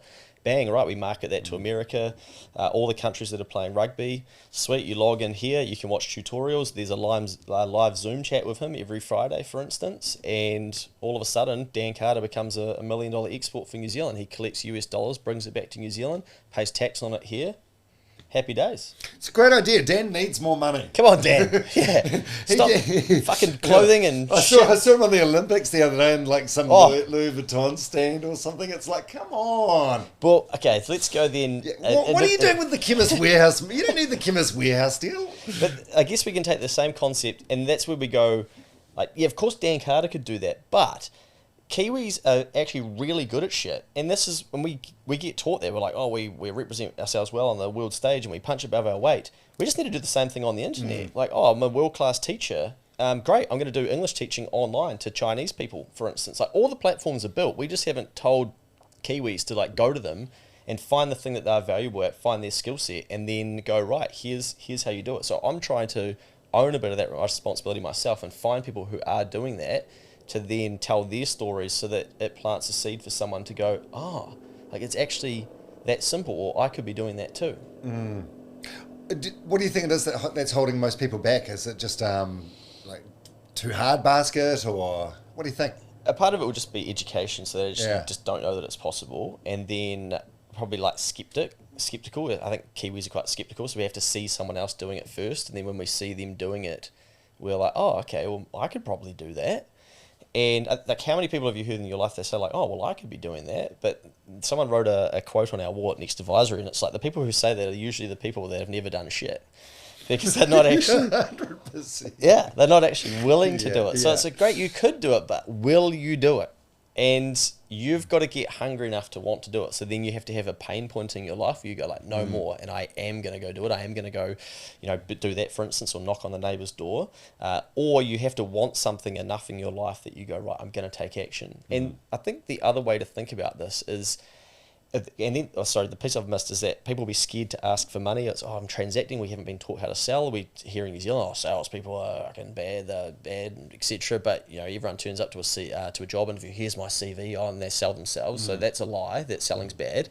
But also, have you ever noticed that if a kid's raising money for their school, well, bloody Sally's straight on Facebook. Hey, buy our hot pies. My daughter's doing a fundraiser. Or we knock on the door, go around do fundraising. When it's our kids, no worries. Happy to sell. Yeah, take the Cadbury chocolate bars to work. Yeah. Make everyone buy one. Yeah.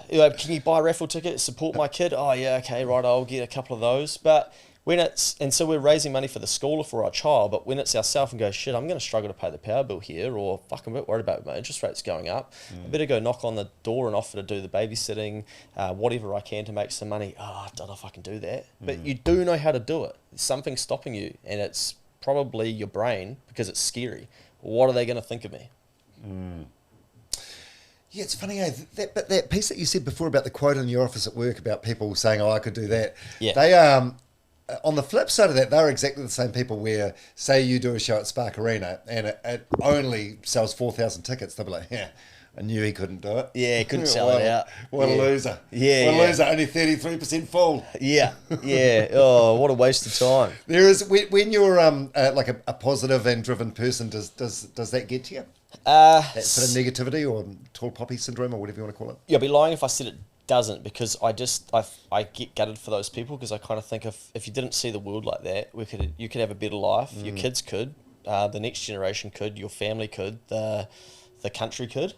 But if you've wired yourself to think like that, then that's quite sad for them. And I know that that's like the right answer, but sometimes I just want to be like, fuck man, if I could sit you down for 6 hours and like rewire your brain, shit, what are you capable of? But you can't do that. And there will always be people that disagree with you. Yeah, because I think the foundation of what New Zealand was like built on, it felt like it was people giving it a crack. You know, we used to talk about number 8 wire mentality, or Edmund fucking Hillary climbing Everest. We like people that give it a crack, but only to a certain point. In a way. Well, yeah, because I think then it makes us realise like, oh shit, I'm not having a crack at anything, and so then it's sort of easier to bring them down. The latest thing now, mate, is the privilege word. You know, like if we search the Google trend search of that, the usage of that term is probably so massive, but not that long ago, people didn't tell you every day like, oh yeah, well you're privileged, or they're privileged, that's why that's happened. And I understand there's an argument for bringing that awareness around that, but you know, I've kind of called it, it's almost like that's the new internet poopers, point out others' privilege. And once you do that, then you can be like, great, now I can sit back. I don't. But half the time people are commenting on other people's situations where it's nothing to do with them, but then they're using it for validation of why they're not doing something, or they couldn't have it. But there's like, this is a great country, and a great country to have a crack at things, and people are incredibly supportive of you, like Generate, for instance. If you go to them and say, here's my goal, here's what I want to do, I've got some runs on the board, I'm not talking shit, this is why it's important to me, will you help me? And you'll be blown away who goes, yes, like we will do that. Same thing for me with BGP. Go to Ellerslie. Hey, we just had 50 people at Wellington. Here's the the video, and we would like to do a punters club here. Can we turn this into a partnership? Like, oh fucking, who are you guys? Whatever. Like, yeah, we'll give you a chance. And you know, Paul Wilcox, the CEO of Ellerslie, you know, he's a massive friend of mine now, because he's one of those people who's then like, okay, this guy's energetic, he wants to have a crack, and then we should support them. And I think there's too much conversation that people will want to see you fail, but there's equally a lot of people in New Zealand that will want to see you succeed.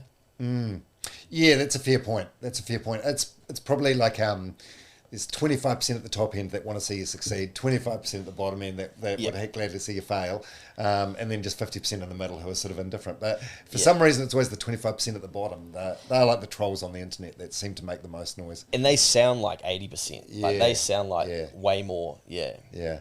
Hey, we'll get into some Instagram questions. Fuck you. Sorry, mate. It's been almost an hour and a half. It's great stuff, though. It's really inspiring. Awesome. I really enjoy it. How do I even start investing? Lol. Yeah, good question. Is it? Yeah, well, like, there's sort of two ways to answer this, right? One is, I think, the magic bullet and whatnot, but the actual answer is just start. And that's why we don't start, because we're scared to and we don't know how. But, you know, Sharesies, for instance, or Kernel, or Generate Wealth, or your Kiwi Saver Fund, if you go and ask them that question, they will have qualified financial advisors. They'll be able to give you advice around what to have a crack at. But there are now share platforms. The way I talk about this as an analogy is that, you know, Sharesies, for example, have created a way for us to be able to invest. And so it's basically like we've got the bowling lane now. And then the next layer of information is don't try and pick stocks, it is to pick a fund. So it might be the top 500 companies in America. So then we put the guardrails up at the bowling lane, and we can see the pins down there, but the cash is the ball in our hand. And we're like, fuck, should I bowl this? Because we're still looking for the strike, and we want to hit the strike. And if we don't hit the strike, we're like, I knew I shouldn't have done this. And you might, but you're not even going to hit a gutter. If you just keep bowling down with the guardrails up over a long period of time, you're going to hit pins, and you're going to get better. And basically, you're going to be a winner in some way. And eventually, you can slowly take the guardrails down and start doing some things you might like to do. But I think we complicate it more, because what we're actually worried about is losing the money. And so you then have to think, okay, could you make that money back? What's your like money personality or risk profile? Could you make sense of letting that money go and never getting it back? But there's some phenomenal resources out there from people who have broken down all the barriers of this stuff. Yeah, but also the US 500 you're talking about. For you to lose your money, that means the top 500 companies in America. So we're talking Apple, Coca-Cola, Johnson & Johnson, NVIDIA, name it, Nike. Yeah. They all have to fail on the same day, and then you lose your money. And it's never going to happen. And I think that, a lot of us, when we ask a question like that, we've got $100. So even if it goes up 10%, let's say 30, it goes up 30% somehow in a year, you've now got 130. Like, is your life too much different? Not really. And so I don't think we should be asking questions like that or letting those questions be the thing that stops us. We should be asking ourselves, like, why haven't I started investing? And then go and seek that information to then just get started. Because as you get started, that's when you learn more. Something just looping back to something you said way earlier, you talked about selling some shit in your house and you get $1,000 to $1,400. So would that be a good place to start for someone? Sell some shit, put the money in sharesies. Great idea, yeah. Or even just have an emergency fund. Okay. A lot of people with mortgages, for instance, probably should just be clearing their debt so they're paying less in interest. But yeah, we sit on a lot of material things that are worth something that we could sell down. Or like if you're scared of losing money, so okay, let's go, how should I start investing? Investing yourself first and go, right, I'm going to go around the neighborhood and I'm going to build a pot of money that I am willing to lose. So you might sell some stuff or you might sell your services or your time, babysit the kids. Now you've made $300 and you go, fuck, that's what I'm going to have a crack at. And then you get started with that. And you haven't really lost anything apart from the time or the things you traded to get that money. But the key is to get moving.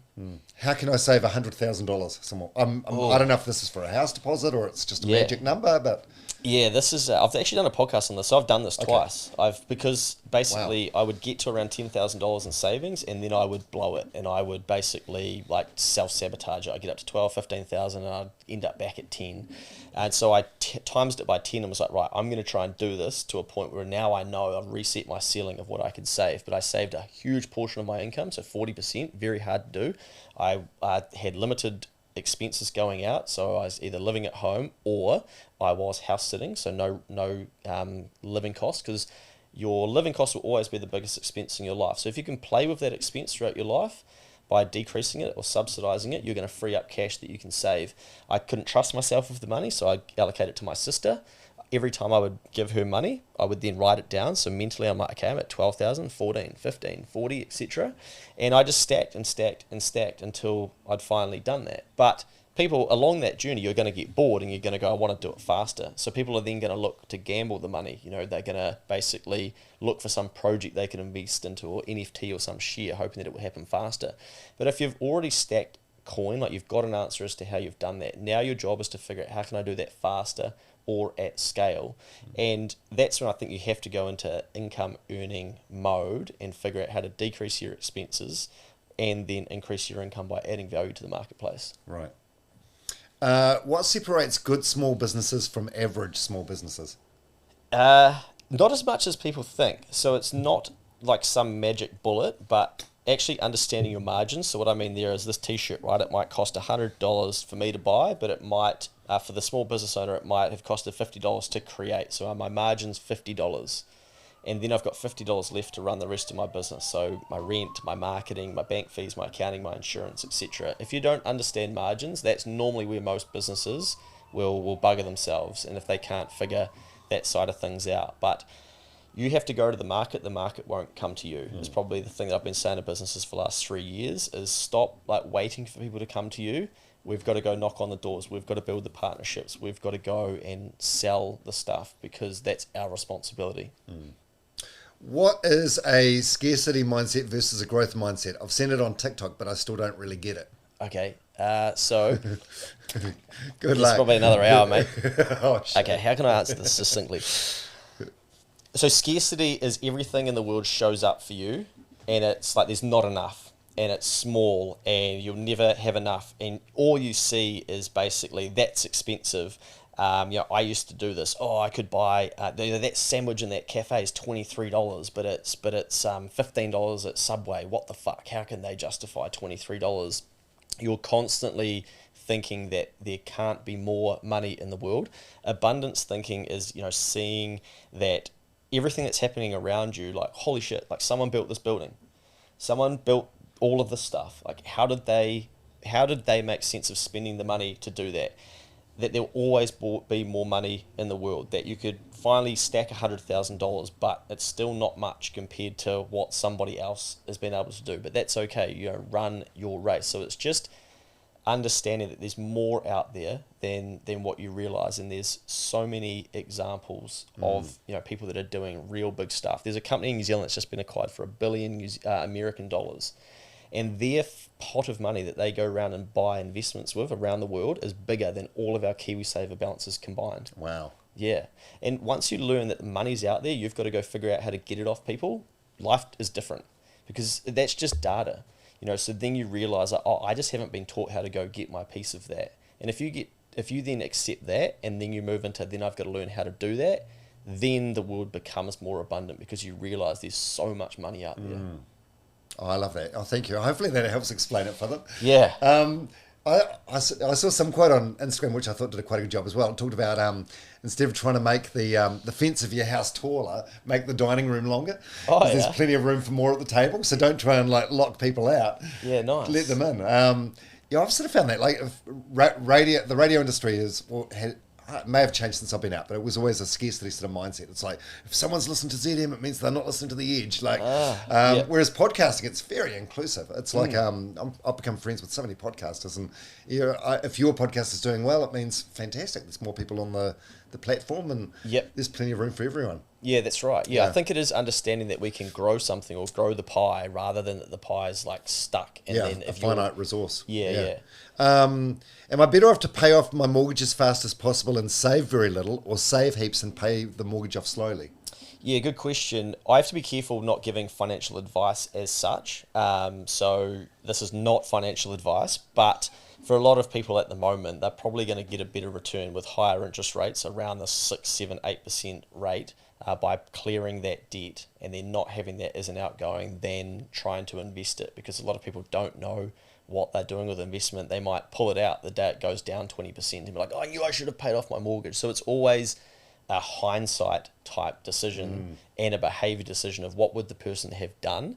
But a lot of people will give you the other answer. No, you should actually invest the money for the longer term and then just keep chipping away at your debt, and then slowly those investments will turn into more and you can clear that debt. So individually, you've got to then take it back to someone's goals to figure out what's right for them. Yeah, for sure. Do you have any hacks to create and stick to a budget? Yeah. So do it every month. Now, there's two things here. So a budget, they might be meaning, okay, I'm going to allocate myself X, Y, Z, and I've got to stick to that.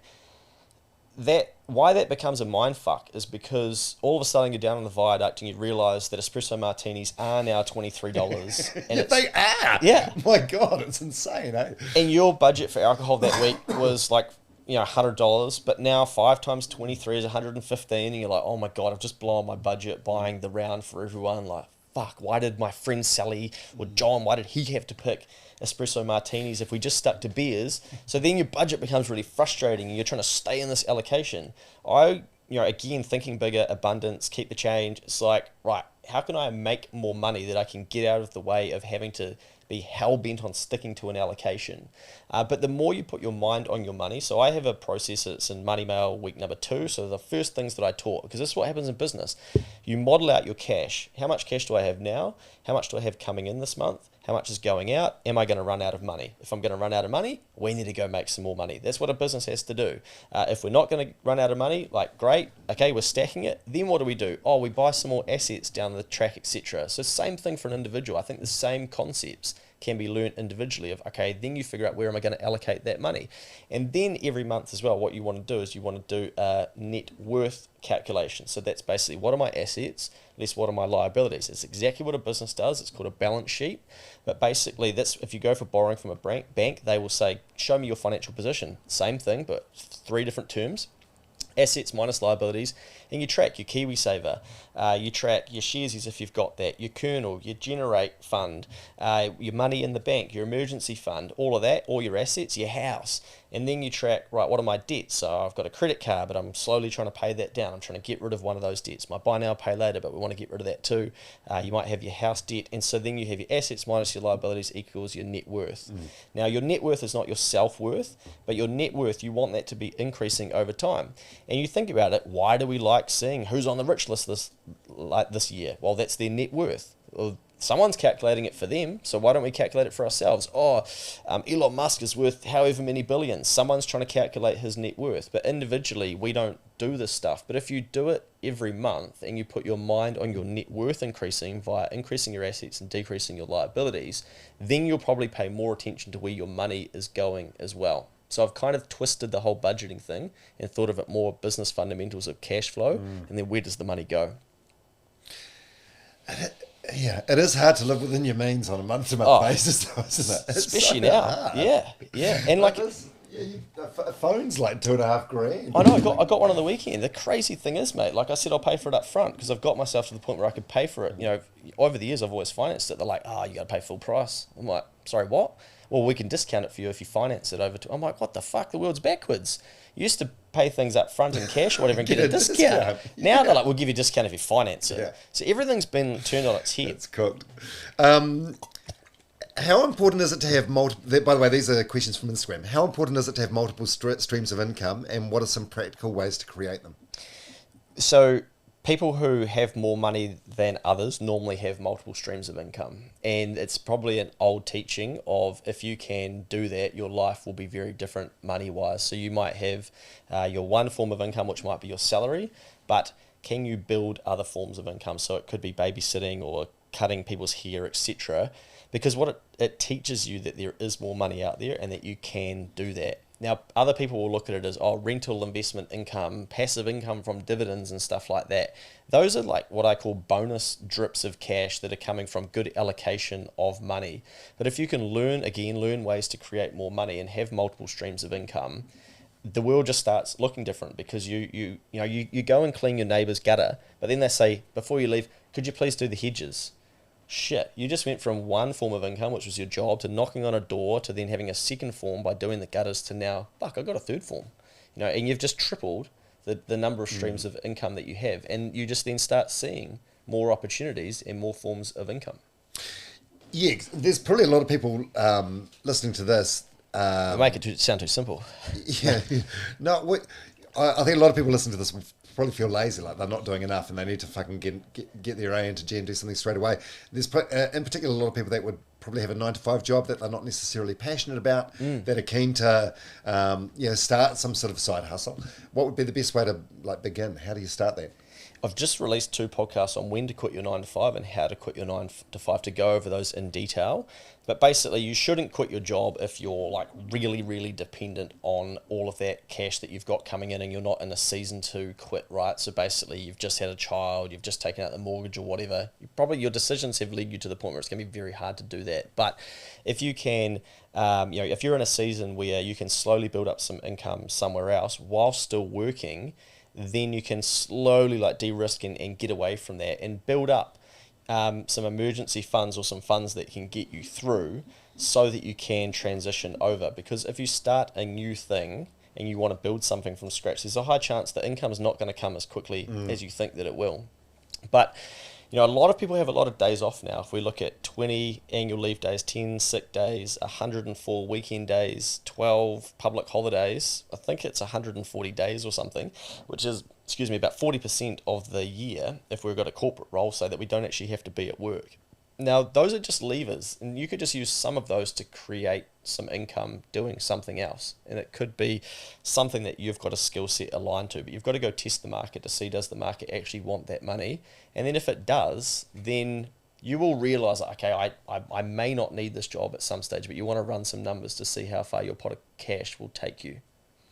I like that. So just prioritizing your time a bit differently as well. And it might just be for a year. It might be for 2 years, whatever. Like I used to get up at 5 a.m. and fucking get straight into work and stuff, but I don't need to do that at the moment. But I might have a project that means that I have to do that. But we're so quick to dismiss solutions because we don't want it to be the solution. But so many of the business owners that I speak to and the people that are doing well that I speak to, they just accept that they just will have to eat shit or do shit that they don't want to do. But as long as they can tell themselves it's temporary, they're willing to do it, and they just talk about it as sacrifice. But then we read it and we're like, fuck off, mate. You didn't sacrifice to bloody all of a sudden quit your job and be doing this, man. You got lucky. Come on, you don't have kids, you don't understand, etc.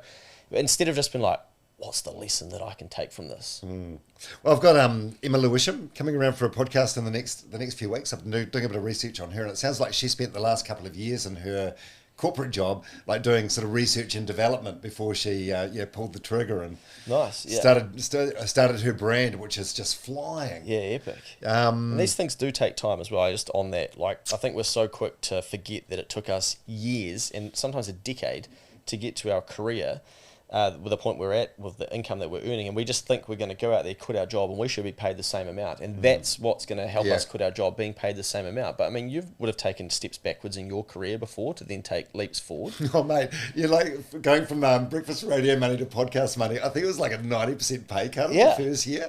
But I had a quote hung up.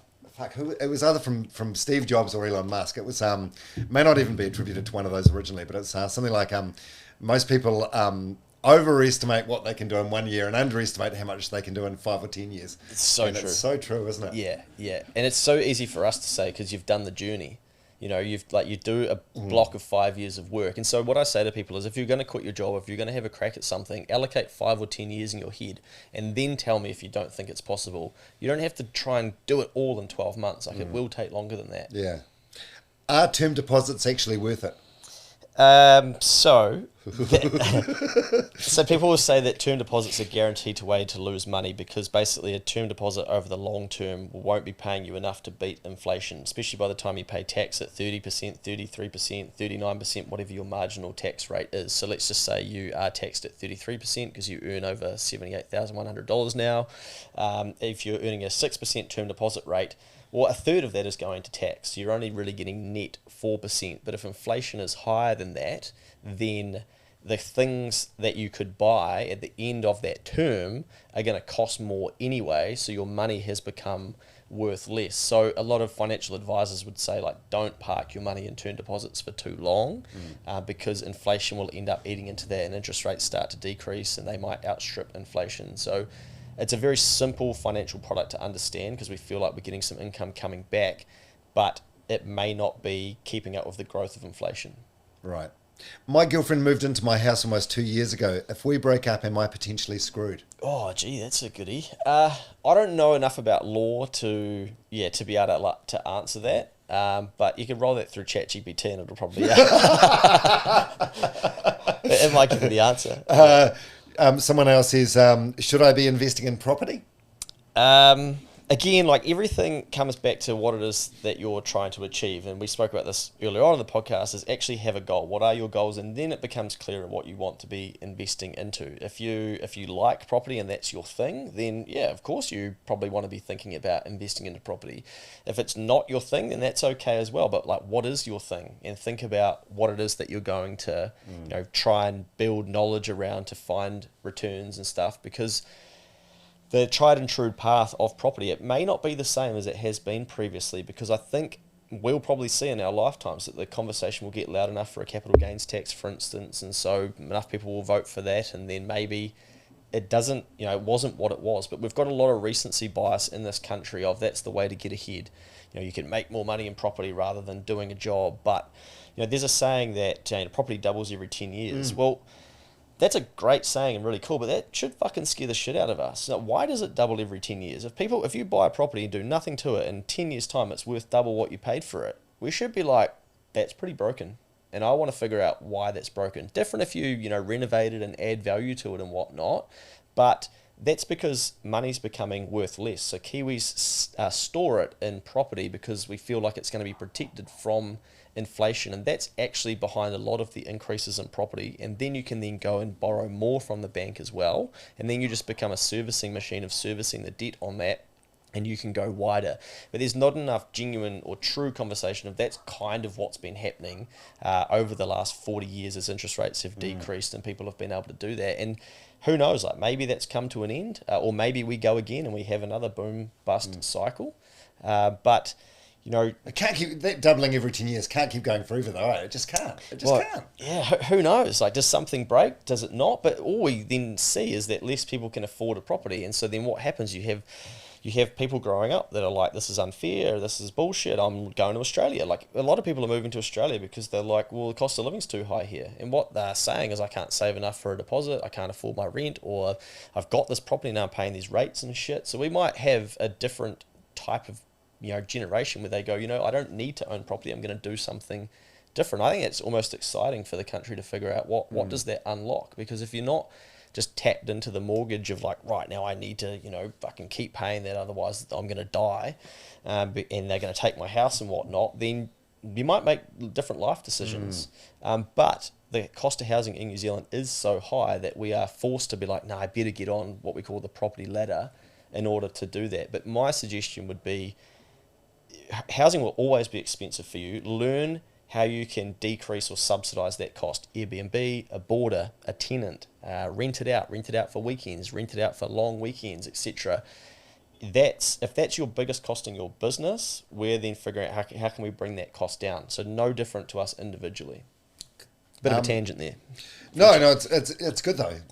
Yeah, there's a long-standing love affair with property. Eh? Yeah. Even there was an open home in my apartment complex last weekend, and there was a dad up from Methven who was looking to help his two daughters who both live in Auckland, both work as doctors actually. Wow. Help them get in. So it's like the cycle continues. Yes, yeah, and they've seen it play out, so they're not incentivized to find a different solution because it's worked for them, and their wealth is tied up in property. There's too many people who've got too much wealth and their identity tied up in property. You tell someone that's made their wealth out of property, like, hey, actually a shit investment, should have put the same money in the shares, etc. You didn't actually make as much profit as you think because you thought you bought it for $1 million. You sold it for 2 million, or it's worth 2 million now, that you've made $1 million. You forgot about your rates, your interest, your repairs, your opportunity cost. They're like, fuck you, man. Like, you're just playing with my identity now. You're wrong. Like, get out of my face. And in accounting, we have to have these conversations with each other around like what's happening in this business. Yeah. And it challenges the status quo. Yeah, one thing I love about property, I'm guilty of this. Like, when the market's going really well, everyone becomes an expert. Yeah, cheekhomes.co.nz. Yeah, I'm good at this. Yeah. I'm good at this. It's when realistically, it's just a case of all boats. All boats rising. Yeah. Can you explain the concept of good debt versus bad debt and how people can manage their debts wisely? Okay, so because I know I can ravel on with these answers, so apologies. But good debt versus bad debt, how I explain this is bad debt is shit that's not going to generate you a return. So let's be real. But what's happened is they've sexied up bad debt. So buy now, pay later, man, interest free. It's not even really debt. You just got to pay it off in 4 installments. Hey? Like, it's still debt because you're borrowing from your future self, and you don't need the sunglasses, or you're not going to care about them eventually, etc. So that's bad debt, but it's been wrapped in a good packaging with a pastel color and sexy and no interest, and we're winning. But you're buying shit that's not actually going to improve your life or generate a return. I got a client today that I talked to, and they're borrowing money, and they're borrowing it at 10%, for instance. But they can take that equipment and they can generate more money in the economy with that by solving the problem that the equipment allows them to solve. And so they can make a margin, they can afford the 10% rate. It's actually good debt because without that, they can't generate the income. So it depends what you're doing, but there are, and everyone will have a different definition. But the way I try and simplify it is this debt? So what I'm going to borrow, is it going to get me a return higher than the cost of the debt? Now, another way to think about this, to take it away from money, is there's a new Netflix series that I've got to watch because my mates are telling me, you got to watch it, man. It's unreal. And from the start, you're like, okay, it's 14 hours. You've got to pay 14 hours of your time to catch up to all of your mates to be able to fit into the conversation, but you're also working on something else on the side. That Netflix now becomes a debt. So it's a bad debt because you know that you could spend that 14 hours working on your project, and that's going to get you closer to your goals. So we don't always have to think about it as money. We put ourselves into debt all the time. I've started the Netflix show, Dom. I'm 3 episodes in. I've got 11 to go. Baby reindeer. Yeah.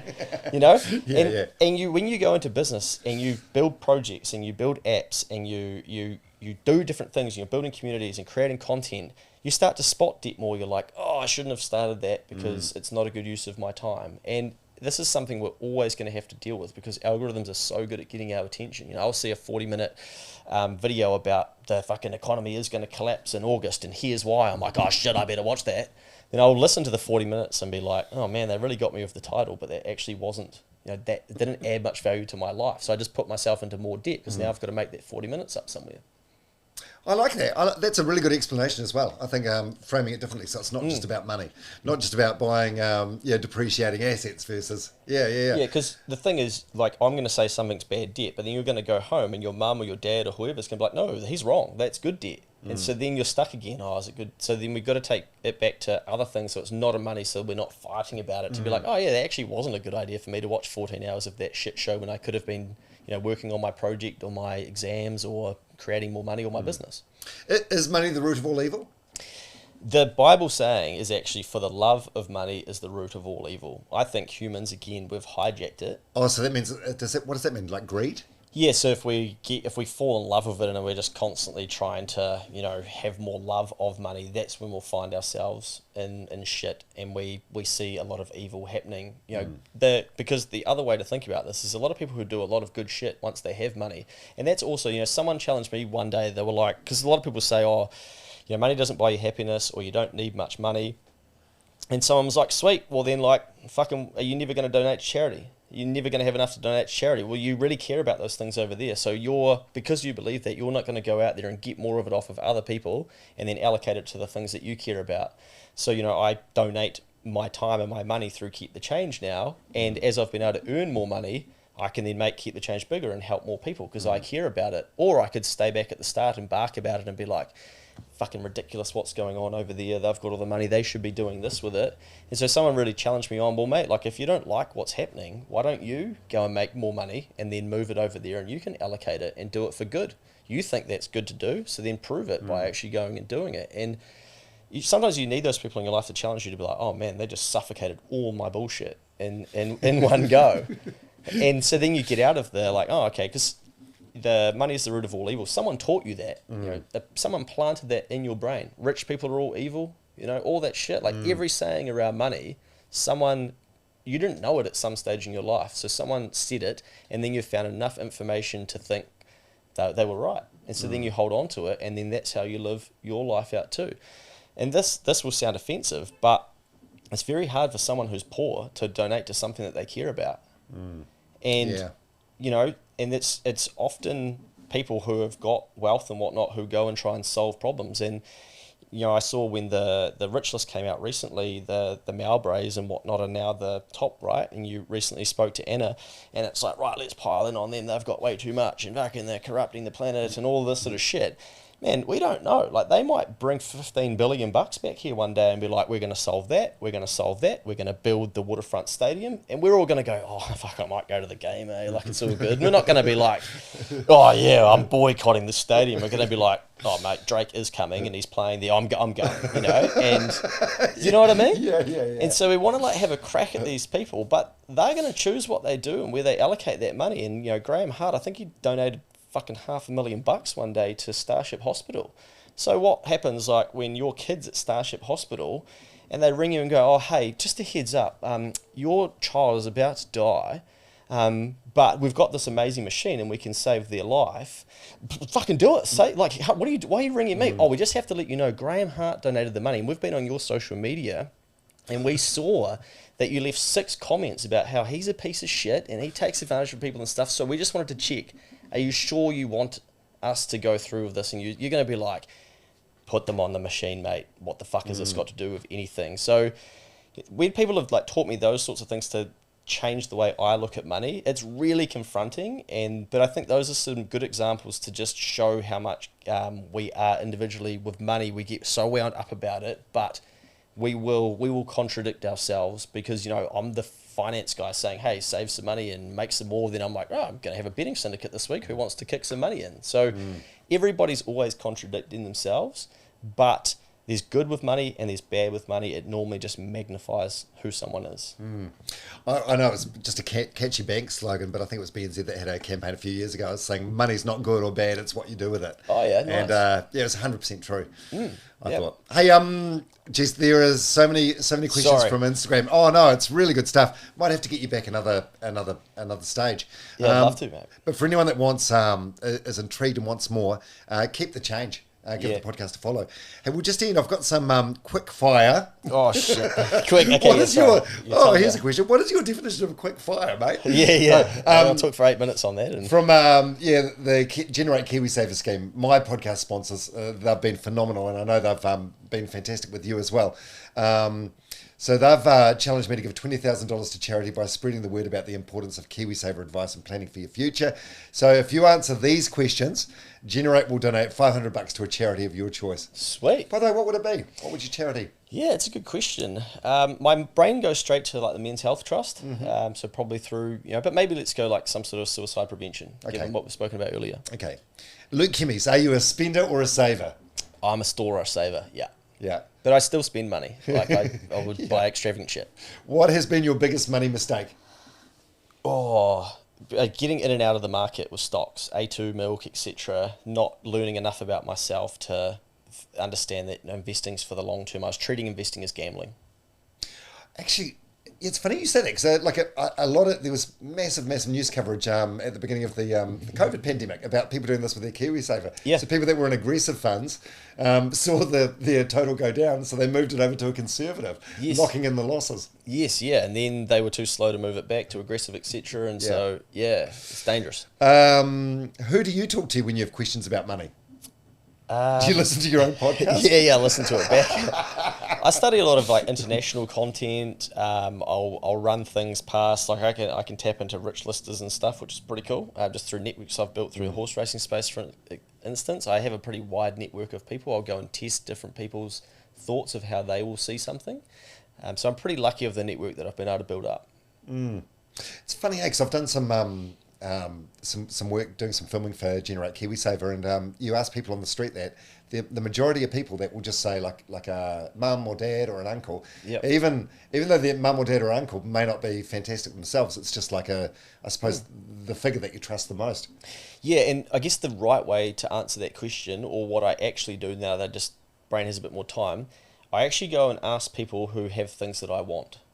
So if they've achieved things that I want, so as an example, even in business, if there's someone who's scaled multiple accounting firms, I want to have a coffee with them because I want to figure out how the fuck did you do that, man? It's taken us 8 years to go from nothing to where we are now. How did you do multiple? What do I need to learn? And the best thing you can do is reach out to people that are way further down the path from you and just say, hey, can I please buy you lunch? Can I take you to your favorite restaurant? Don't say, do you have time for a coffee? Busy people don't have time for a coffee with a random. Say, you really intrigued me. I feel like I could learn so much from me. You're really inspirational to me. Can I please shout you lunch or donate to your favorite charity and steal an hour of your time? And basically tell them that you know that they are valuable, and they'll be like, oh shit, okay, this is different to the other two messages. I kind of like that. It plays to the ego a little bit as well. Yeah, 100%. Yeah. What's something fun you can see yourself doing in retirement? Sometimes I visualize that I'll be retired, right? And I'll get up, I'll wander down, I'll have a PT, I'll do some sort of half-assed gym session with them, shoot the shit with them. I'll then wander over to a cafe, get nice brekkie. I'll then, have a look at what's happening around the world, and then wander back to my desk. I'll have an hour call with someone younger who I'm mentoring, help them get closer to their goals. I can check in on my portfolio or whatever and go, yep, sweet. And then, 3 p.m. better go get some groceries and then get the dinner ready. Sometimes I think like that, and then I'm like, could I actually do that? Yeah. So I don't know, just like a simple life where I'm doing exactly what it is that I want to do. But at the same time, I do a lot of things now that I really like to do. So I almost in some ways feel like I'm retired compared to other times in my life where I've had to do things I don't want to do. Yeah, I think that's the thing. Being busy but doing exactly what you want to be doing. Yeah. What you described before as your visualized retirement, it sounds like Larry Ellison's life in Hawaii. Okay, yeah. Well, maybe I need to do it in Hawaii. If you could pick anywhere to retire in New Zealand, where would it be and why? Well, I'm currently living in Takapuna, and it's an amazing spot. I'm thinking lakes maybe, Queenstown, but then I don't actually know if I like the cold.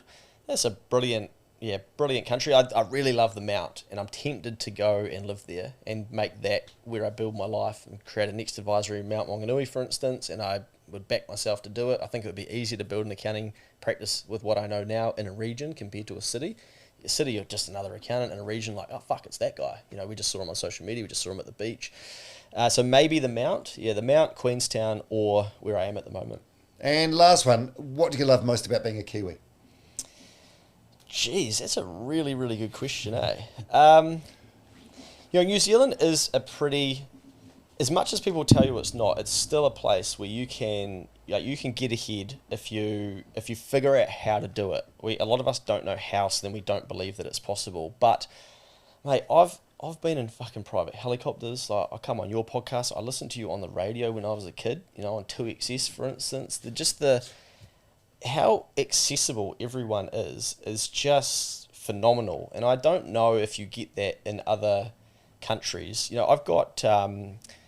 one of the people who's really had a lot of influence on my life is Sir Peter Leach, the Mad Butcher, because I saw him as someone who had money and he was giving and he was doing all this cool shit, and people were struggling after the Christchurch earthquakes, and he was flying them up to his lounge at Mount Smart. Yeah.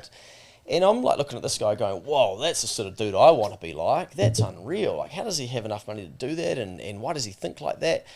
And when I was broke and went house sitting on Waiheke Island when I had no money for rent, but that was my way to decrease my living costs, I go house sitting with my best mate.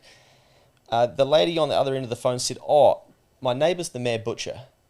How the fuck, out of all the people you could live next to for a month, do you end up being able to spend it next to the Mad Butcher? And he wasn't there most of the time, but he was there for a weekend, and we got to spend some time together and have a yarn. And I kind of knew him through dad and through family anyway.